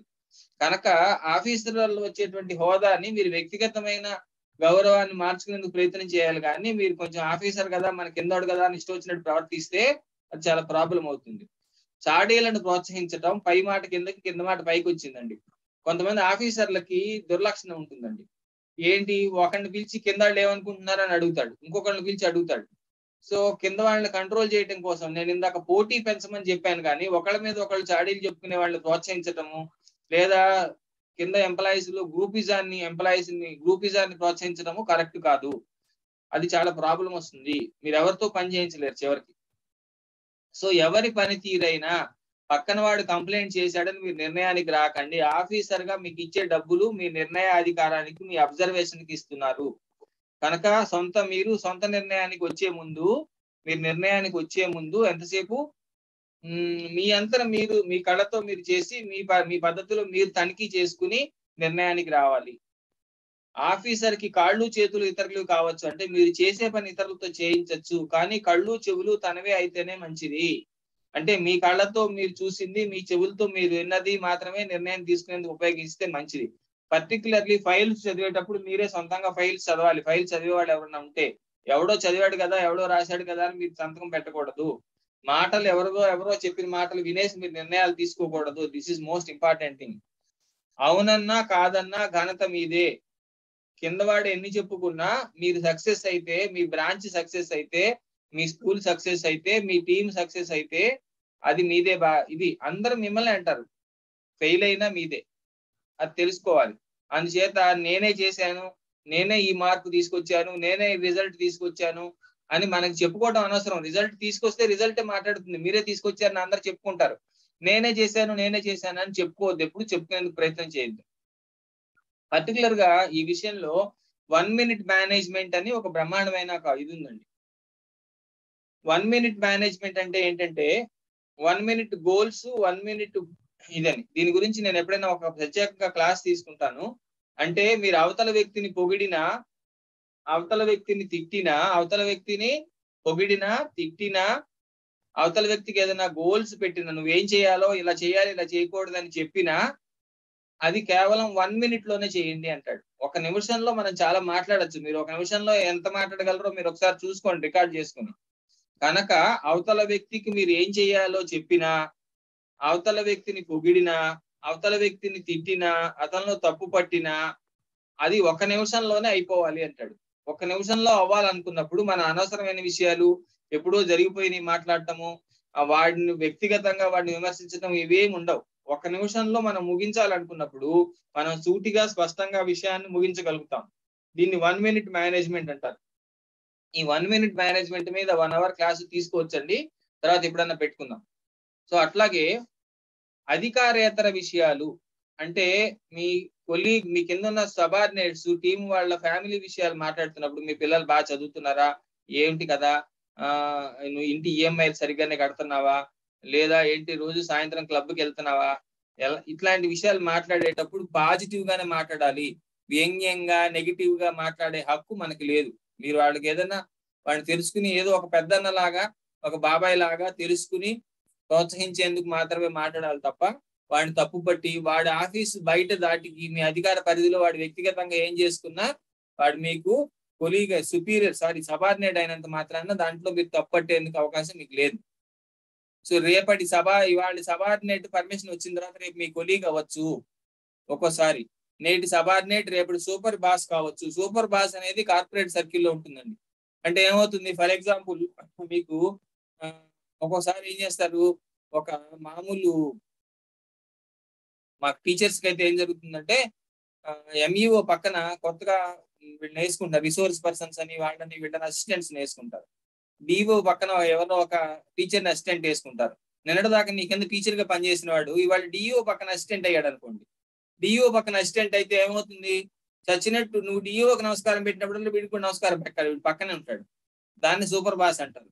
అంటే ఒక రకంగా నీ జాతకం వాడి మీద ఆధారపడి ఉంటుంది. కనుక ఇవాళ సబార్డినేట్ గా ఉన్నాడు, ఎప్పుడు సబార్డినేట్ గా ఉండిపోడు. వాడి టైం బాగుండొచ్చు, వాడి టైం బాగుండి మన టైం బాగుండకపోతే వాడిని మన నెత్తి మీద కూర్చోవచ్చు రేపొద్దున. ఈ దృష్టిలో పెట్టుకుని మన కింద వాడితో ఎప్పుడు వ్యవహరించాలి. అండ్ ఫైనల్లీ అధికారిగా ప్రవర్తించేటప్పుడు మాటలో నేర్పు, చాలా జాగ్రత్తగా మాట్లాడాలి. ఆచరణలో పారదర్శకత, మీరు ఏ పని ఎందుకు చేస్తున్నారో స్పష్టంగా తెలియాలి. మనుషులు మీ కింద టీంలో ఉన్న వాళ్ళందరికీ వాళ్ళతో ఒక రకంగా, వీళ్ళతో ఒక రకంగా ప్రవర్తిస్తున్నారు అని అనుకోకూడదు. ఈయన అందరితోనూ ఒకే రకంగా ప్రవర్తిస్తున్నాడు అని మీరు అనిపించుకోవాలి. మేలు చేయగలిగిన చోట కీడు చేయొద్దు. మీరు ఎంతవరకు మేలు చేసేందుకు అవకాశం ఉందో అంతవరకు మేలు చేయండి. సాధ్యమైనంత వరకు కీడు చేసేందుకు చూడకండి. శిక్షించక తప్పని చోట, అంటే మీరు ఒక ఆఫీసర్ గా పనిష్మెంట్ ఇవ్వాల్సిన పరిస్థితి వస్తే పనిష్మెంట్ ఇవ్వండి. కానీ ఆ పనిష్మెంట్ లో అవతల వాళ్ళు మనుషులే తప్పు చేశారు కనుక ఇది అనే ఉద్దేశంతో మానవీయ కోణం జోడించండి. ఒకవేళ పనిష్మెంట్ ఇస్తే, బాబు నువ్వు చేసిన దానికి నాకు ఇట్లా పనిష్మెంట్ ఇవ్వక తప్పట్లేదు, నేను పనిష్మెంట్ ఇస్తున్నాను, నేను లేకపోతే నేను ఇంకా సీరియస్ గా ఇబ్బంది పడాల్సి వస్తుంది పైవాడి దృష్టికి వెళ్తే అని చెప్పండి. నువ్వు వెధవి, నీకు ఈ పనిష్మెంట్ తక్కువే, అందుచేత ఇలా చేస్తున్నాము, నీ వల్ల నాకు చెడ్డ పేరు వచ్చింది, ఇవేం అనద్దు. ఎలాగో ఇవన్నీ పనిష్మెంట్ లో ఉంటున్నాయి. వాడు వెధవ కనుకే, మనం ఆల్రెడీ ప్రూవ్ అయ్యాడు కనుకే, తప్పించలేకపోతున్నాం కనుకే పనిష్మెంట్ ఇస్తున్నాం. ఇవన్నీ మీకు తప్పించడం ఇష్టం లేదు కనుక అలాంటప్పుడు అవన్నీ నోటితో చెప్పాల్సిన పని లేదు. చెప్పి ఏమనుకోమోకు, నాకు కూడా ఏం ఇది లేదు, నువ్వు చేసిన పరిస్థితి ఎంత ఓపెన్ గా డైరెక్ట్ గా దొరికిపోయావు, నువ్వు చేసిన పని వల్ల చాలా ప్రాబ్లం వచ్చింది, అక్కడికి నేనేదో అడ్జస్ట్ చేసుకున్నాను, మనం ఇది చేసాము, నీ మీద నాకు వ్యక్తిగతంగా ఎలాంటి ఇది లేదు, నేను వ్యక్తిగతంగా నీకు ఏమైనా సహాయం చేయగలిగితే చేస్తాను, కానీ సిస్టమ్ లో భాగంగా నేను ఆఫీసర్ని, నువ్వు సబార్డినేట్ అవడం వల్ల నీకు పనిష్మెంట్ ఇవ్వక తప్పట్లేదు, ఇస్తున్నాను అని మనం స్పష్టంగా చెప్పగలిగి ఉండాలి. అది నిజాయితీగా చెప్పగలిగితే ఇంకా మంచిది. అంటే ఏంటి, నిజంగానే మీరు అతని మీద వ్యక్తిగతంగా ఏం పెట్టుకోకుండా తప్పనిసరి పరిస్థితుల్లో శిక్షించాల్సి వస్తే మరీ మంచిది. సో ఎంత శిక్ష వేసాం అనే దానికన్నా దాన్ని ఎలా వేసాము, ఎలా అమలు చేసాం అనేది ప్రధానం. ఇక్కడ ఒక మాట చెప్పి ముగిస్తానండి. 5:30 దాటి 3 నిమిషాలు అయింది. ఏంటంటే అది ఒకసారి ఒక ఊళ్ళో ఓ కింద ఆ, పెద్ద భూస్వామి కింద ఆవిడ 50 మంది 25 మంది పాలేర్లు ఉండేవాడు కదా. ఒక పేరు వాడు గేదెల దగ్గర పాలు తీస్తున్నప్పుడు ఎప్పుడో ఏదో వెధవేషాలు వేస్తున్నాడు, అంటే పాలలో వాడు పాలు తాగేసి అంతవరకు నీళ్లు కలపడం ఏదో తప్పు పని చేస్తున్నాడు అని భూస్వామికి తెలిసింది. మాకన్నా తెలంగాణలో అయితే భూస్వామి వ్యవస్థలు ఇంకా కఠినంగా ఉండేవి కదా. దొరగారు పిలిచారంటే వీళ్ళకి చాలా భయం, వాడు ఏం చేస్తారో అని తెలియదు కదా. నాకు తెలిసింది. తెలిసినప్పుడు కంప్లైంట్ వచ్చింది. కంప్లైంట్ వస్తే ఆ భూస్వామి ఏం చేశాడు, వాడిని అరే రారా అని కబురు చేశాడు. కబురు చేస్తే ఈయన అందరితో మాట్లాడుతున్నాడు, పంచాయతీలు చేస్తున్నాడు, ఇక్కడ కూర్చున్నాడు భూస్వామి. వాడు వచ్చాడు, వాడు నిలబడ్డాడు. నిలబడితే వీడు వంక చూశాడు, ఇలా చూశాడు, అంతే, ఏం మాట్లాడలా. ఆ రోజుల్లో నిలబడ్డాడు, వెళ్ళిపోయాడు. మళ్ళీ రేపు దొరగారు పిలిచారు, ఏం చెప్పలేదు, పని రమ్మన్నారు కదా, రమ్మంతా ఏం చెప్పలేదు. మళ్ళీ వచ్చాడు. అట్లా ఒక వారం రోజులు వాడు రావటం, నిలబడటం, వెళ్ళిపోవటం. పక్కనున్న గుమాస్తా అడిగాడు, ఏమండి మీరు వారం రోజుల నుంచి వాడిని పంపిస్తున్నారు, రమ్మంటున్నారు, ఏమీ ఇవ్వట్లేదు అంటేను. తర్వాత వారం రోజులు అయిన తర్వాత పోరా, ఇంకెప్పుడు ఏదో పని చేయమాక పో. అదేంటి సార్ వారం రోజులు తెప్పించి ఎలాగన్నారంటేను, అది కాదయ్యా, వారం రోజుల పాటు వాడు అక్కడ నుంచుని నేను వాడికి ఏం శిక్ష చేస్తానో అని మనసులో భయపడి కుమిలిపోయి చచ్చిపోయాడు. వాడికి అంతకన్నా పెద్ద శిక్ష ఏముంటుంది, నేను ప్రత్యేకంగా మళ్ళీ శిక్ష వేయాలా అన్నాడు. అదే అనమాట, అక్కడ అసలు ఏమీ శిక్ష వేయనట్టుగా ఉంటుంది, కానీ వారం రోజుల పాటు వాడు అక్కడ నుంచోబెట్టి ఏం శిక్ష చేస్తాడో అని ఇబ్బంది పెట్టినంత ఇదయింది. వాడికి మనసులో ఆటోమేటిక్ మార్పు వస్తుంది, నేను ఇంత చిన్న తప్పు చేయబెట్టి అనవసరంగా ఇంతసేపు టెన్షన్ పడ్డాను కదా అని. సో మనకి ఆఫీసర్ గా మనం కింద పై వాళ్ళగా కింద వాళ్ళకి శిక్ష వేస్తున్నప్పుడు మన దగ్గర ఈ లౌక్యం ఉండాలి. వాళ్ళలో మార్పు తీసుకురావటం ముఖ్యము. అంచేత ఎంత శిక్ష వేసాం అనే దానికన్నా దాన్ని ఎట్లా అమలు చేశాము అనేది చాలా ముఖ్యం. అట్లాగే శిక్ష అనేది జరిగిన తప్పు మళ్ళీ జరగకుండా చూసుకునేందుకు మాత్రమే శిక్ష వేయాలి, అంతేగాని మన వ్యక్తుల మీద కచ్చి తీర్చుకునేందుకు కాదు. ఇది మనం గమనించుకోవాలి. So that is all. మీరందరూ కూడా మంచి అధికారులు అవ్వాలి. మన కుటుంబంలో కూడా మనం టీం లీడర్లమే కనుక అధికారిగా మన ప్రవర్తన కొంతవరకు మన కుటుంబంలో కూడా పనికొస్తుంది. సో నేనన్నా మీకు చెప్పిన టైంకి 5:30కి ముగించానండి ఓవరాల్ గాను. నిజానికి మనం 3:40కి క్లాస్ మొదలు పెట్టాం.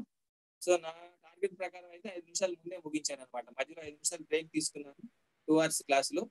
మీ అందరి సహకారంతో నేను సకాలంలో ముగించగలిగాను, సంతోషం. మనం ఎక్స్పెక్ట్ చేసినట్టుగా ఇవాళ తక్కువ మందే వచ్చారు, పర్వాలేదంటే నేను అందరికి రికార్డ్ అయితే ప్రొవైడ్ చేస్తాను.